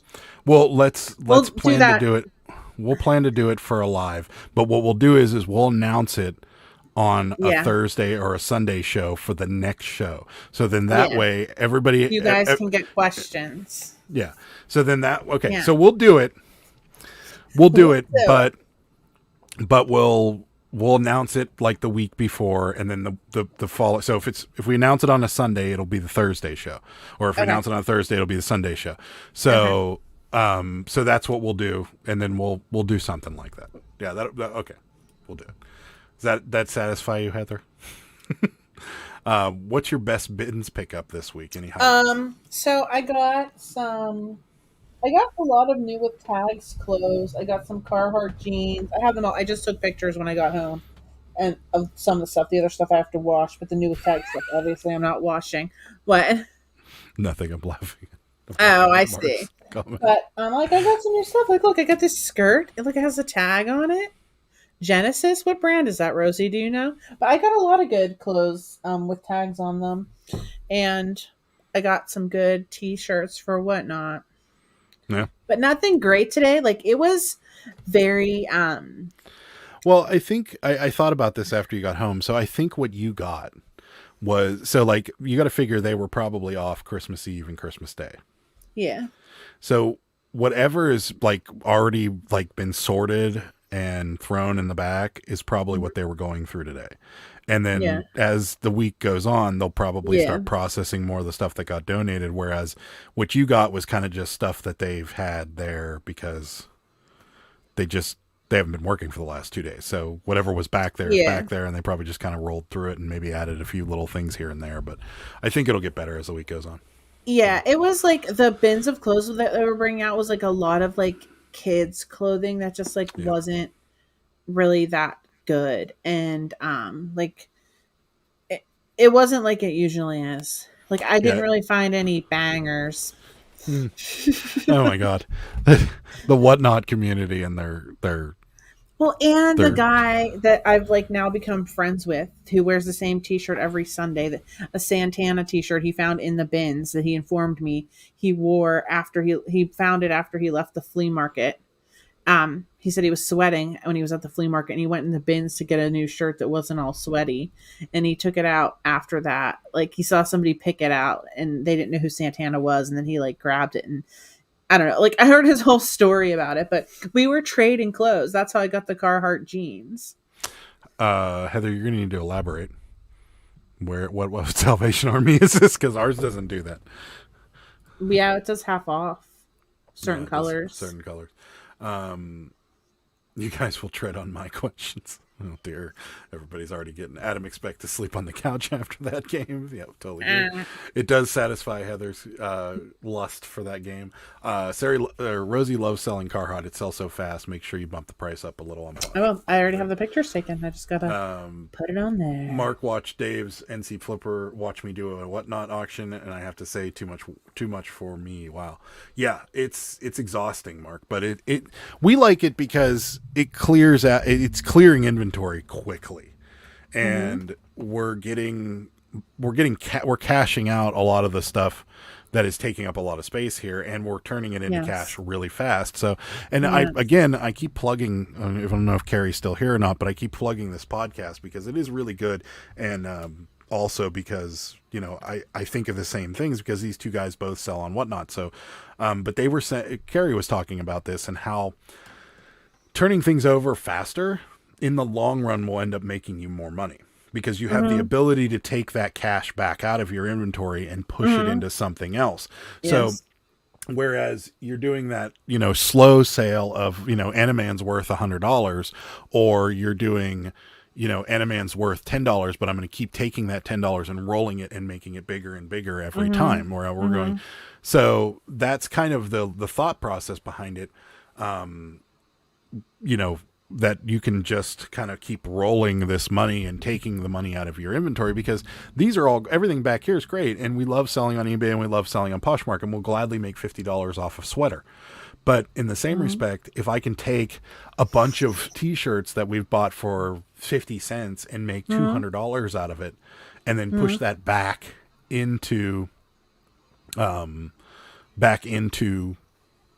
the business and keep rolling that money over and keep making more and more money per t-shirt, we're going to eventually make more money. And it's like, I think a good thing that they have going on Whatnot too, so sometimes like we said, we'll pay pennies, 50 cents for shirts, and sometimes we are only getting $1 or $2 for those shirts, but at the same time, if you can get somebody to buy 10 or 15 of those shirts because they're getting $1 shipping for each additional item that they purchase, you know what I mean? If they're buying 15 shirts and they're buying them for $2 a piece, it's $30. And what did I pay for 15 shirts? I paid $5. You know what I mean? So I'm making $25. Yeah. It's, Heather says it's every Wednesday they have one color that no matter what is priced 99 cents. Yet ours doesn't. I don't think ours does that. Well, I don't know. They might. We just never go on Wednesdays. Wednesdays is I'm never really home on Wednesdays. Yeah, that's true. We might have to check it out one of these days. Mark says you guys need to go buy one of those big clothing donation boxes and put it on your hill. People drop things off. That's a really good idea, Mark. We should definitely do that. That's definitely illegal. Oh. What we want to find and what we're trying to find, and maybe you guys have some insight on how we can find one of these, but we want to find a rag shop that gets donated t-shirts, because we've seen YouTube videos and we've seen other people that go to rag shops, and nobody gives a location to these rag shops. But we would love to find a rag shop because we would spend a small fortune at rag shops and we would gladly go through bins or bales and bales and bales. I want to know how they get in. Yeah, we need to find. I saw somebody get some bunch of stuff from there for mega cheap. Yeah. Finally posted that cool jacket on eBay, the Escalade one. That thing is cool. That's going to sell fast. Wow. Wow, that would be a Poshmark thing too if you were Can in he Poshmark. can he Tortoise. put the link of his eBay store? I would like to check it out. Tortoise, throw up a link of your eBay store in the chat. Tom, I think you are behind. I think your YouTube, or I think you might have paused this video, and since it's live, slide the slider all the way to the right, and you'll be live because we've stopped talking about him. I think maybe not, but Tom, if you are live, I commend you for having your main sources stay sales because I couldn't do it. Yeah, maybe Heather he's says, just talking about it. you need to go when they're open. Okay, so we'd have to get there in the morning, which would work for you because you don't normally leave till like 1. Maybe we'll have to give it a shot because that Salvation Army down at the one we go to would be good for one color. Dat Dude's here said, doesn't eBay have a feature that will continue to mark the item down? I don't think so. Not that, but maybe maybe on the website. You can set something to just continue to mark it down, but I'm not 100% certain. We typically do it through the app. So, Rosie says, I may or may not take the overflow bags from the outside of those donations. Can't confirm or deny that that's what she's doing, but also not a bad idea. Heather says it's a newer thing. The one in West Mifflin does it for sure. Okay. Oh yeah. Check it out. Isn't West Mifflin on one of the days half off every color except for one on one day of the week? Did you get the eBay link? Oh, I got it now. There you go. I don't. Oh, I'll have to go on my phone and do it. I think to get on there. I'll copy it for you out of the chat. Thanks. There you go. Are you gonna text it to me? I'm gonna text it to you. I'll do it. For the love. Right this moment, just for you, dear. Thanks, honey. That's definitely a YouTube link. That is definitely not what I wanted to copy. All right, try this again. Great. Didn't work. Nope. That is definitely not the link I wanted. It's jacked. Nope, still not the link I wanted. I don't know what's going on. I can go in and get it. I'll just go in and get it. I got a better idea. Okay. With this technology, how can we not figure this out? There you go. Just did it. Red Dirt Picker says our Salvation Army has a daily half off color, but never 99 cents. That would be nice. Yeah, that's what ours does. It actually has 2 colors that are always half off. And I don't know. We'll have to check and see, though. Usually you need a reseller license and a business insurance. Also, typically there's a minimum $1,500 purchase. To get into rag shops? Is that a $1,500 piece or $1,500? Either way is not a problem, I don't think. I mean, I would gladly explore it to buy all that stuff because we'll fire through $1,500 in inventory. Go to the laundry place and ask what they do with the stuff that people leave in the washer. Someone needs that one sock. Okay. Mark, you're so funny. Well, no, he actually might be onto something because they have to donate it somewhere. They probably just bring it to Goodwill, but I mean, we can certainly track it down. Yes. Mark says if I was doing a whatnot, I would a semi full of inventory. How fast it goes. Yeah. Yeah. You definitely sell things quick. Rosie says, I know. Wait a minute.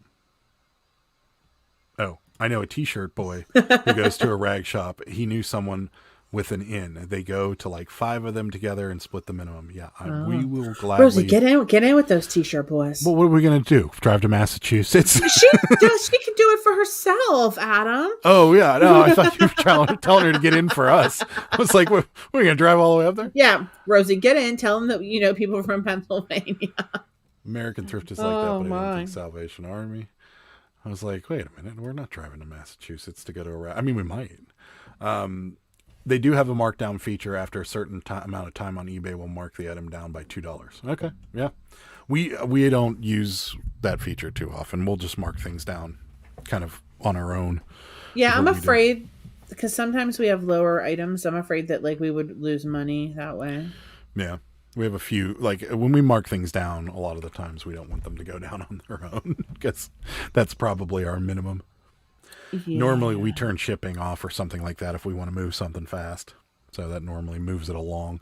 But yeah, that's one of our goals for this new year is to figure out if we can get into a rag shop because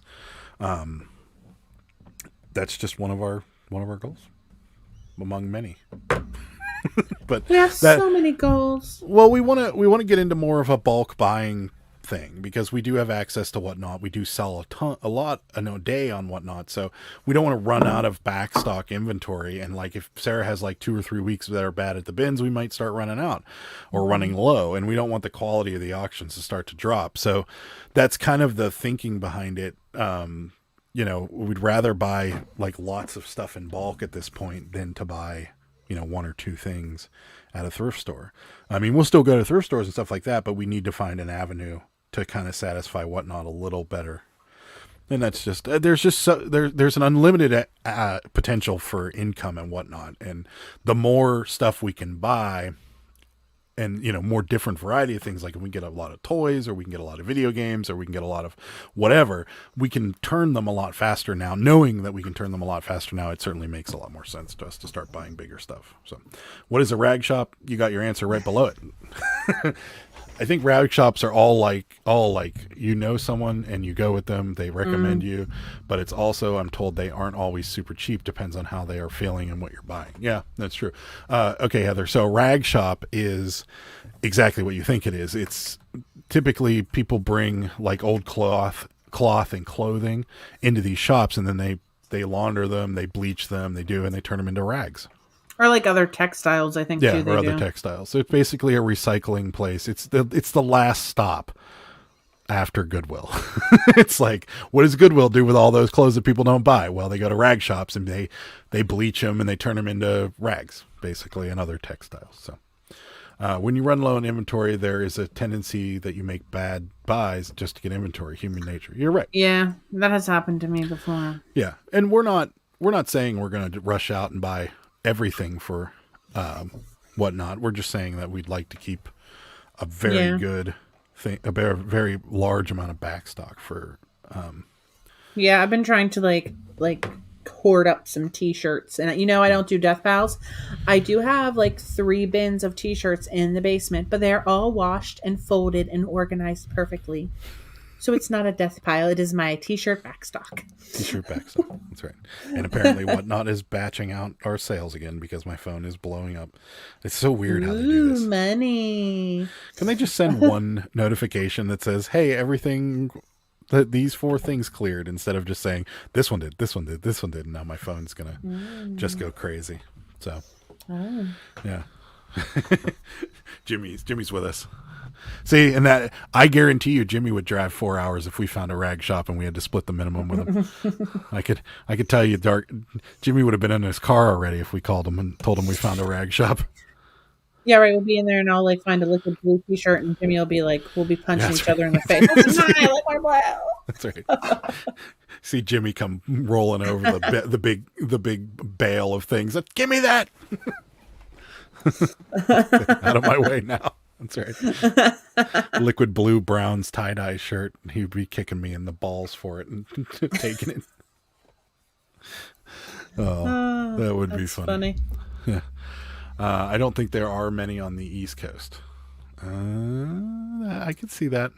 Yeah. Yeah. I would think that, but Pittsburgh there's got to be one in Pittsburgh. There's just so much, like, I don't know. To me, I see Pittsburgh as a very blue collar town, and a lot of people work with their hands. A lot of people work with machinery. A lot of people work in steel mills. A lot of people work in whatever. And like, it would make sense to have something like that here because it just would. But then like Rosie said, maybe the climate doesn't really agree with rag shops. I don't know. Rag shop equals morgue for old clothes. Sounds like, yeah, pretty much. Power of the rag shop, one shop to rule them all. That's right. I wish I could blame low inventory for my bad buys, but it just had bad buys just come with reselling. Yeah, we've all done it. Yeah, we've all done it. I mean, we made a bad buy. what was the I can't remember what it was. The Gremlin cards. It was $1, Adam. Still a bad buy. They don't go for more than $2. We're gonna auction them off on Tuesday on our Whatnot auction. No, we're not, because I don't want them. People will hate us for this. Okay. Why would they hate us for Gremlin cards? They're gonna be $1. See, me, you, and the 4 of us are just gonna have to go to Florida. Well, we're gonna have to fight Floor Boy. That's right. I've found valuable bark cloth curtains in rag bags at estate sales. Interesting. I don't even know what that is. You can purchase gaylords of clothes from Goodwill, or you can advertise on Facebook to buy out people's closets. I like the advertising on Facebook to buy out closets better than I like a gaylord of clothes, because I feel like they're picking through that. I don't know, because Harry Tornado and a few other people, and Dave did it too. The gaylords of stuff from Goodwill, and they both made money off of them. They would never do it again. That's stressful. I don't know where we'd put a gaylord of clothes, but we wouldn't. That's what I mean. Well, if you got to make $1,500 purchase from rag shops, where are we going to put all that? Adam, I'll figure it out. But you won't figure out a gaylord of clothes because I don't trust it, and it's scary. But that is a really good idea. Advertise on Facebook to buy out people's closets. That is a really good idea. Because I mean, realistically, how many people would you get that want like crazy retail money for their clothing? Floor Boy's chill. I think he'll be okay. He won't be wrestling Jimmy for the. He's so chill, dude. That guy's fire. I love him. Yeah. Mark says, I would sell Gremlin cards. I have Andy Griffith and Elvis cards in my store. $4.55. They have sold. Yeah. See? The Gremlin cards? Sarah's like, I'm on this high bid auction because, like I said, last weekend sourcing was sparse.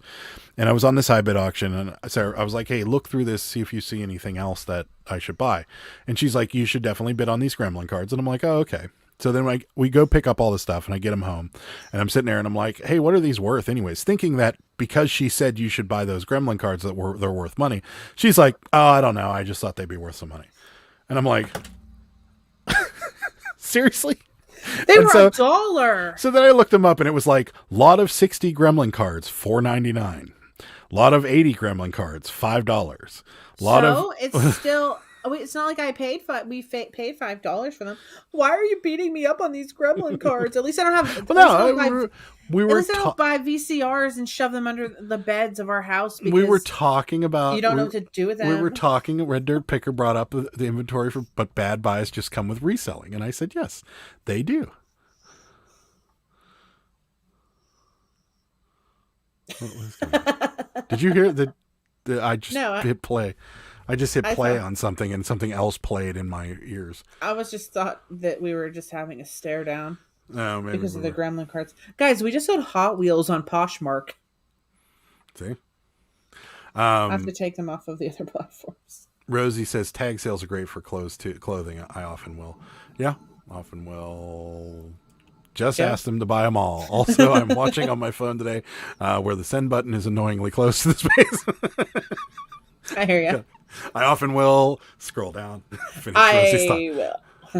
You're making me think. The government buys rags. If you find the supplier for NS 792-00148-966, they will go into the stock system in Mechanicsburg, which I think is in PA. Mechanicsburg is for sure in PA, and now you're making me think a lot, 5 Wand Hall. So we need to talk more about this. Wait a minute. The government buys rags. If you find the supplier for that, if they go into the stock system in Mechanicsburg, which I think is in PA, now we have a lead. This is what we call a clue. Okay, let's talk more about this. Damn, I see Adam swimming in a vault of clothes like you see at Grandpa and DuckTales doing. Yeah, oh, absolutely. Okay, can I say something about the DuckTales, about that scene in DuckTales, guys? Oh, it would never work. He would have face planted and killed himself the moment. Exactly. Yeah. That's very unrealistic. Yes. You can't just dive and swim in and out of There's already coins. been a discussion about this online. Somebody had said, what would happen if Scrooge McDuck really would have dove into a big thing of gold coins, and he would have just cracked his skull open is what would have happened. Yeah, exactly. It's very unrealistic. Just like in a cartoon when they fall into like a lake or something and they jump out and they just shake off and they're dry. Hmm. That's You're right. not just automatically dry. That's right. No, This is false. that's right. SM Postcard says, I had a bunch of Home Alone 2 packs of cards, and people thought there was a Trump card in there, and there was a run on him, but there's no Trump card. He was in the movie. That's right, he was in the movie. He owned the Plaza Hotel at the time, and he said, down the hall and to the left, is what he said to Kevin. But no, I remember that, too, because I was like, is there a Trump card in there? And then I researched a little bit more, and I'm like, there is no Trump card in there, so, yeah, no. That dude said duck bones are very bendy. Okay. He's got to be bendy and he's got to be able to fit into a tiny little crevice in between each coin. But no. And that was the game I was thinking about, that we were talking about old Nintendo games that Disney made. There was a couple games that Disney made for Nintendo that were really popular. We were talking about it, I think, on Mike's Live on Wednesday with me and Ed. And we were talking about like old Nintendo games. And there were some games that were just insanely good that didn't get a lot of, real big recognition. And DuckTales was one of them. That was a really good game. You were Scrooge McDuck, and like it was kind of Mario-esque where you jumped on things, and then he had a cane. I think I played it. And he did the golf swing with the cane, and you could like knock things up into the thing. Yeah, it was a really good game. I remember this. Yeah, and that was the one I was trying to think of, and I could not remember it for the life of me. But yeah, it was that was DuckTales. But yeah, DuckTales. But I mean, clothing would work. I could do that with actual t-shirts. Like I could probably dive into like a big pile of t-shirts. I might do that. If Jimmy's there, that's what me and Jimmy will be doing while you're sorting through clothes. We'll just be like Scrooge McDucking it. Why do I have to do all the work while you guys just swim around in dirty shirts? That would be the most amazing, like Dark County Picker and Pittsburgh Picker collaboration. We swam around in a sea of dirty shirts together while Sarah picked through all the clothes. Sorry, guys, I'm trying to take this thing off the other platform. Tom likes selling small, so lockers are out of the question. Yeah, if you're selling small stuff, well, maybe, I don't know. Storage lockers might be. Pastor said, Sarah, the magic of cartoons. Cartoons back then are supposed to be an exaggeration of real life, not mimic of real life. Can't sell toys of your characters if they are dying. It's very true. I mean... As opposed to Mark says, where do you think Whatnot will be this time next year? I'm on the fence with it as I continue to learn about it. I don't know. It can go either way, Mark. This could be the future, and I'm banking on it being the future because I really, truly do believe it's the future. I feel like, I feel like a lot of online buying is going to go in this direction, whether it's live sales or whether it's like instead of having pictures, people are putting videos, because there's certain sites that are already doing it. Depop allows a video. eBay should allow videos. So I feel like this is somewhat of a peek into the future. And then I also feel like this live thing is just going to get more, and like live on the internet thing is just going to get more and more popular. So I feel like if people can buy things off of people live, it will kind of start taking over that high bid niche and the online auction niche. So whereas people like, I mean, if you if you want to take it out a little further, I feel like live auctions, like auction houses and things like that, are going to start getting involved in stuff like this. That's what I was thinking too. I feel like it's going to be now, whether it's Whatnot or it's versions of Whatnot, or like eBay goes onto it, or YouTube starts having a marketplace or something like that. I feel like in some version, the live online auctions are going to be the future. Now, whether it's Whatnot or not, I don't know, but I feel like it is going to be the future, and I'm happy to be a part of it at this point because I feel like it is definitely something people are getting excited about. And Jimmy says exactly what I thought I said. He said, well, Jen would be helping Sarah. So. Oh, but yes, so the ladies have to sort the clothes while the men just swim around in them and lounge. But yes, I would swim in them, all the gold in our hands. That's right. We'd be like, "Yay, we found a rag shop." Oh, it would be fun. But you know what, Adam? I was thinking that exact same thing when, like you were saying, like auction houses going online and stuff like that. I was thinking to myself, like, how awesome would it be if, like, the auction place that we go to, not them necessarily go online, because I still want to leave my house and go to places. Like, I don't want him I going do online really ever. He won't no, though, and he's no. already told me that. He's like, I don't do online, and I don't But want him what I going was online because then other people will be involved. right, but what I'm saying is that how cool would it be if there was somebody else that was doing it online like that? Um, like Darlene from what's this? They Yeah, do it the High Bid Live like that, but just doing it like at like during any point, like during the day, during the week, like just like you said, like High Bid but live, like just right. I would love that. Yeah, I feel like we got more. So Art Mark said, I hear the same people that said Facebook Marketplace was the next big thing and it's a mess now. Yeah, I agree, but I think Facebook Marketplace didn't do anything different. Like they took what was already a kind of a proven thing, like with eBay, and they just put their own Facebook spin on it. Whereas like Poshmark did something different where they took eBay and they added like a social element to it. And that's why Poshmark does as well as it does. Macari didn't do much except for simplify the process. But I also feel like Macari may not be around for that much longer. I mean, maybe I'm wrong, but I don't feel like Macari has the legs Poshmark does.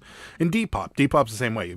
People much younger than me love Depop. I can't figure it out. But Did we put like 2 things on Depop? We have like 4 or 5 things on Depop, and then 2 of them sold, so I had to take 2 of them down. And it's just, I don't know, but yeah. I feel like Whatnot has a great potential if they stay on the straight and narrow and they start weeding out some of this garbage, which it seems like they're doing. Which Red Dirt Picker will get into that as well. Whatnot has a huge potential, but it seems they have very loose rules and even bigger potential to implode on themselves. Yes, you are correct, Absolutely.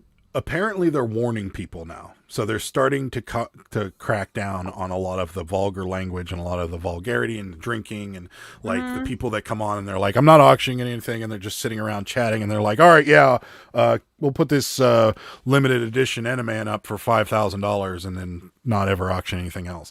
Like they're starting to crack down on those types of people. So I feel like they're understanding what they did wrong in the first place, which was let anybody in, and now they're starting to become picky about it. So yeah, I agree. I mean, some of the people on there, it's supposed to be like fun, and like I feel like also like maybe people make it a little bit entertaining and stuff. And yeah. I mean, I feel like, but I had gone into like 3 or 4 different rooms where the people were just dropping F-bombs left and right, playing very vulgar music in the background and announcing that they were drinking and taking like shots. Yeah, there was a guy on Christmas Day literally doing shots on camera while he was auctioning things. And I was just like, this is just, I mean, like I drink beer. I drink, drinks. I'm not drinking them. Sarah does shots, but she does shots in the privacy of her bathroom when no one's watching. Guys, no, I don't. But like that's just very unprofessional to me. Like, you know what I mean? Like, I agree. Flippin' Sports guys here says, "Hey y'all, what's going on? Thanks for stopping by." The pandemic has pushed a lot of our auction houses to online a lot, and they have gotten a lot better at it. Yeah, I agree. I think the online auctions on High Bid are clunky, and that's the problem with High Bid, is that High Bid's website is just junk. Like they don't have. Bot. We got another bot. I don't think that's a real person. Nah, it's definitely not a real person. Vark Tech, everyone. Yeah. So, but High Bid's just clunky, and I feel like they do have a live webcast option on High Bid, and we've been on it, and it works well, and it's just like Whatnot. And people have a pre-sale, and people can bid on things on pre-sale. And if nobody bids while it goes, so like they give, like one of our auction houses here, they have a week of pre-sale. So people bid on things just like regular High Bid auctions. And then everything goes live on Sunday.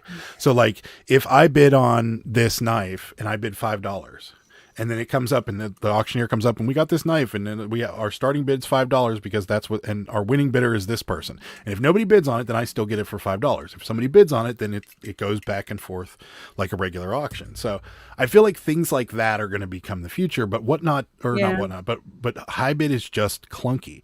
It's just like their live thing when things are counting down just doesn't ever work properly, and it doesn't refresh correctly. And it just, I don't know. Well, it does like if you go to like the live lot list, but it still is clunky. You're right about there's that. no consistency on how it's done either. Some liquidators charge your card immediately, some don't, and they wait for you to come pick it up. Some liquidators, charge exorbitant amounts of money to ship things, and they don't tell you about it until after you. There's a way to streamline this that makes it better. Rosie says, I'm pretty worried Whatnot is a fad. I wonder what percentage of buyers are regulars, people who aren't resellers and such. eBay/Facebook are getting everyday people trying to buy things. I think we're getting a lot more regular everyday people in Whatnot because some of the things are starting to go for higher dollars. And I feel like a lot of people are starting to filter into it and get buying on it. So I think it's going to stick around, but you might be right. It might be a fad, but I'm okay with making some money off of it.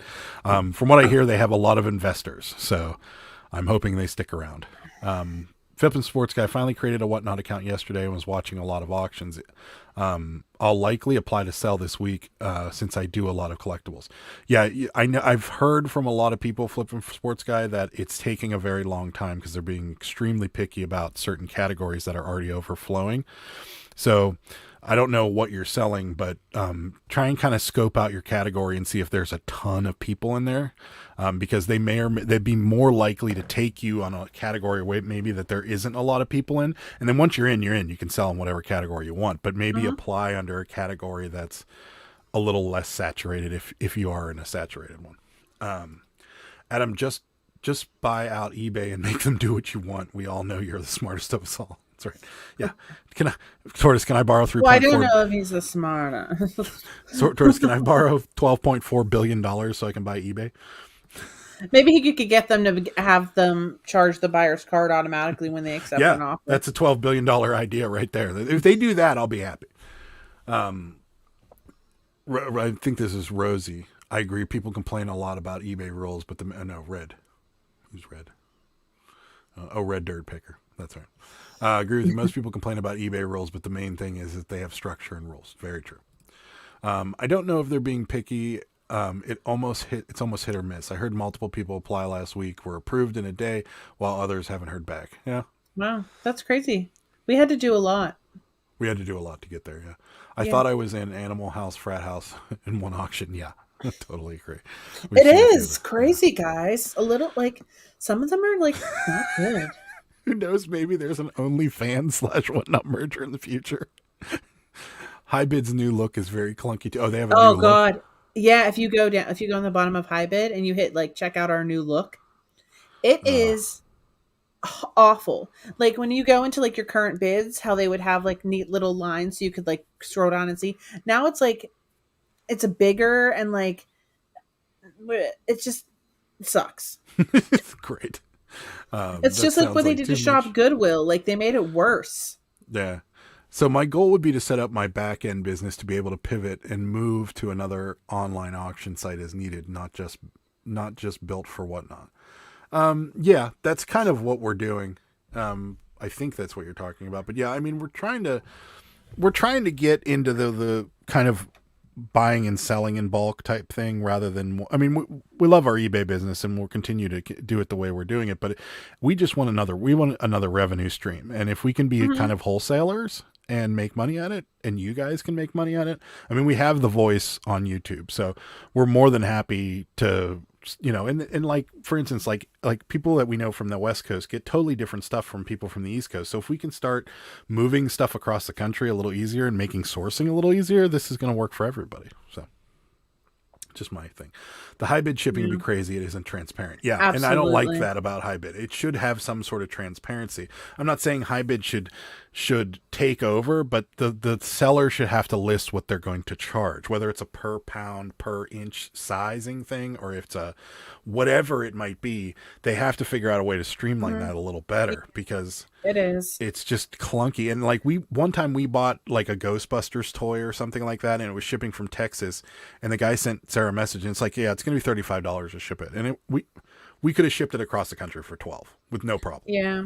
Yeah. And I just, honestly, guys, I won a Cabbage Patch doll, a rare one off of there a couple of weeks ago. And they charged my credit card. They never sent me an invoice. When I registered, I'm I will need shipping, please. Thank you. Because I always put that in. you know, most of the time if they say they offer shipping, they figure out like if they're in Texas and you're in Pennsylvania that you're not driving there. I still haven't gotten it. It's been like 2 weeks. I was just actually going to look it up right now because Ed, you do not need to apologize for that at all. Sorry I couldn't attend. I was at my daughter's birthday party. Seriously. Thank you for stopping by, though. But yeah, no, totally no apology necessary. Tell your daughter we said happy birthday, though, Ed. Yeah. Show me pickers were approved but never responded. What? I figured you were more into sports cards. It seems like a lot of sports cards are those box breaks. Yeah. Yeah, that's true. Philly Flipper said they basically just asked for his Instagram and YouTube and he was approved. Yeah, and they want you to do, that's what they did with us. They asked for YouTube, Instagram, and our eBay link, and then we had to do a little video kind of showing who we are and what we do, that type of thing. Build it using Whatnot as my mistakes would be hidden on Whatnot, right? Built it using Whatnot as my mistakes would be hidden on Whatnot, right? I don't understand. Thank you. I don't understand either. Still not approved, unfortunately. Ed, is there any way you can change your category to streetwear? Because there's nobody in the streetwear category. I really think you'd get in like right away in streetwear because there's 0 people in the streetwear category, and you sell hoodies and stuff like that can be considered streetwear, and even your shoes could be considered streetwear. To be perfectly honest with you, that might be a good idea. Yeah. Yes, great plan. SMP postcards have to be able to move with technology and other platforms. I agree. Don't worry, Disney will buy one of these sites out soon. They will buy probably. For sure. As in postcards, I feel there will be some regulations that will come for all these online auction sites as the lobbyists for real auctioneers will start complaining. Agreed, but I don't know what they're going to be able to do about that. But yeah, I feel like there will be some regulations that will come at some point. But talking to Ed, Rachel, I could sell streetwear. You absolutely could sell streetwear. You could also sell vintage, but vintage is kind of a fuller category. But once you're in, Rachel, you're in. So you could apply under the streetwear category and then go to vintage stuff whenever you have vintage stuff. Mm-hmm. Definitely. You could definitely do that. Try it again. If I screw up on Whatnot, no one will know. That's true. Well, depends on what you screw up, I guess. If you sell a $500 postcard for $2, I'll know about it because I'll be the one that bought it. But yeah, no, people probably know. Streetwear, here we all come. It's fine. I don't care. The more people in there, the better it's going to be for all of us because more people will be joining the site. And I think, the more voices you have on YouTube plugging it, the more people are going to go, I should try this. I mean, I can tell you without a doubt, we've probably added 10 to 15 people to the site just from us talking about it all the time. I know Dave and Carrie have added a ton just talking about it all the time. So yeah, I don't know. I would be wrong if I says it doesn't have the potential to change reselling quite a bit. And I feel it does. I feel it could certainly be that thing that kind of changes the course of reselling. And it could also be the thing that just folds and never works. It doesn't go on beyond a year, but it's worth, trying to help. I see how Whatnot can help with cash flow big time. Yeah. Oh, yeah. Absolutely. It is nice having another source of income. So it is. Just make sure you turn your Posh notification. Just make sure to turn off your Posh notifications when you download the app. They send about 5 to 10 an hour for auctions. Yes, they do. Yeah, I know. We were talking about. I was talking about that with Sarah. Rosie the other day. I was like, I can't handle this. Yeah, it's been a rough one. But are you going to talk about my Funko Pop problem? No, not. We're not going to talk. Guys, about I ordered so many Funko Pops. I got so many Funko Pops from Whatnot. I'm just like hoarding Funko Pops. I don't know why. I don't even really like them. I mean, I'm gonna resell them I don't even know if I'm gonna make money off them, but their heads are just adorable and I don't know. I got a Barney Rubble, Alex Trebek. I got Michael Myers from Halloween, Marge Simpson as Panther Marge Simpson. I got Rockstar McDonald's chicken nugget. I'm gonna get 20 boxes of Funko Pops tomorrow, and Adam is probably gonna break up with me.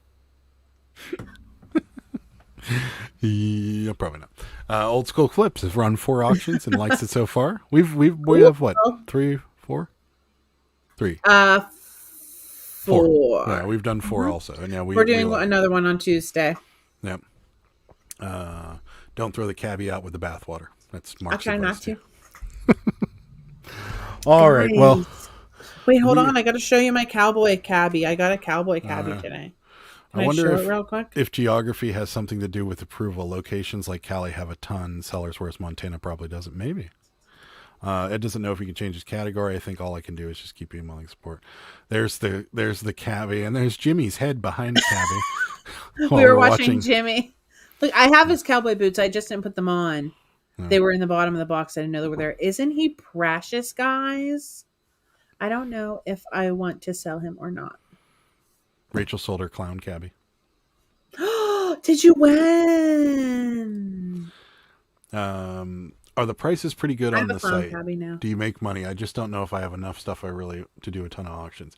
The prices are wholesaler prices, or closer to wholesaler. They're probably 50%. Well, it depends. I'd say they're on an average. It's probably 50% of what you would make on eBay.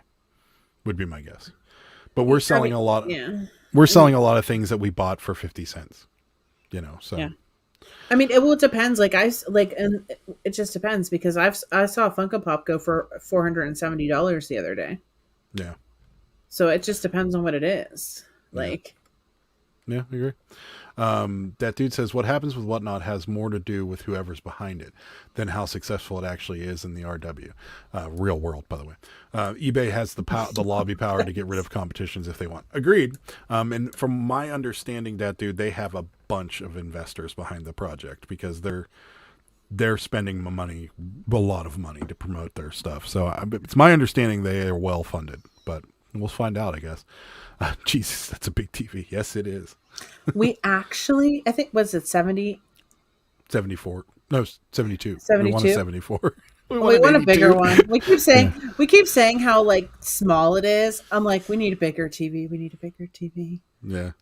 Every time we see everyone else's TV, we're like, oh, our TV is so small. $56.25. They still good haven't job. paid. Oh, They better pay. they better pay. I got a clown too, but mine's a little jacked. Tell them if they don't pay that you'll send the daily cabbage after them. Yes, the cabbage police. I wish I knew earlier, but I'll keep reselling. Of course, it helped me out so much. Yeah, Ed, you can always reapply under a different category. So we'll do what we can for you, buddy. I'll try. Then maybe I'll send him an email or something. But yeah, I think you'll get in eventually. I think they're just overwhelmed right now, and they're trying to be picky. Mark can see our TV from Chicago. So, just let you know. I told them immediately. I told them immediate payment. Yes. That dude just sold a cabbie for $50. Yeah, everybody's selling Cabbage Patches. Yeah, I think the most I sold one for this week was 30, maybe 29, 27-ish. Red Dirt Picker just found a bunch of old Cabbage Patch Kids in our attic when we were bringing down the Christmas decoration. Must have been from the old owners. Oh my Interesting. God. So cool. Let me give you a tip. Check them, and if they say made in Spain on the tag or Jesmar on the tag or on the back of the neck, they are worth more money. So keep an eye out for that, and also keep an eye out to see if they say Triang Pedigree on the tag, because those ones were made in South Africa, and they're both very rare, and they're worth more money. So that's my tip for you. You're welcome. You got an elbow bump from Rachel. Yay! I'm sure because of the holiday, yeah, they are backed up. What's my Whatnot name? Pittsburgh Picker, all one word. What else would it be, Mark? Some people have different ones, Adam. Yeah, it's Pittsburgh Picker, all one word. Do you want a link, Mark? Or did you already sign up for Whatnot? I think you already signed up, so it doesn't matter. So, all right, well, announcement time. Your usual Monday video will not be coming out because we didn't go sourcing this weekend, so I don't really have anything to do. But Tuesday there will be a video, and it will be the best of Pittsburgh Picker 2021. Oh wow! I will be working on that all day tomorrow, so that it will be out on Tuesday. So no Monday video. Apologies, but there will be a Tuesday video, and it will be the very best of Pittsburgh Picker. I have all the moments written down right here. You do? I You do. were actually doing work. Is my going to be on there? Is mine going to be on there? do you mean if yours is yours? What if there's money on it? There might be. Yes, it might be. I can't reveal it now. Nobody will watch.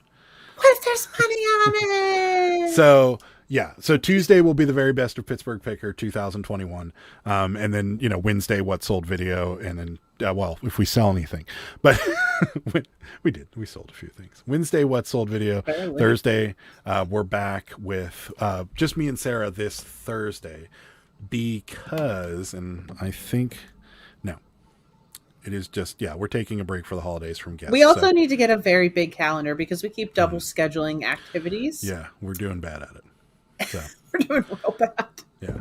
So so the next week, so Thursday and Sunday, we're just our normal me and Sarah show. We didn't schedule any guests during the holidays because I figured people are going to be traveling, and then Sunday will be the day after New Year's. So we didn't schedule any guests for this week, but the next guest will be Sunday the 9th.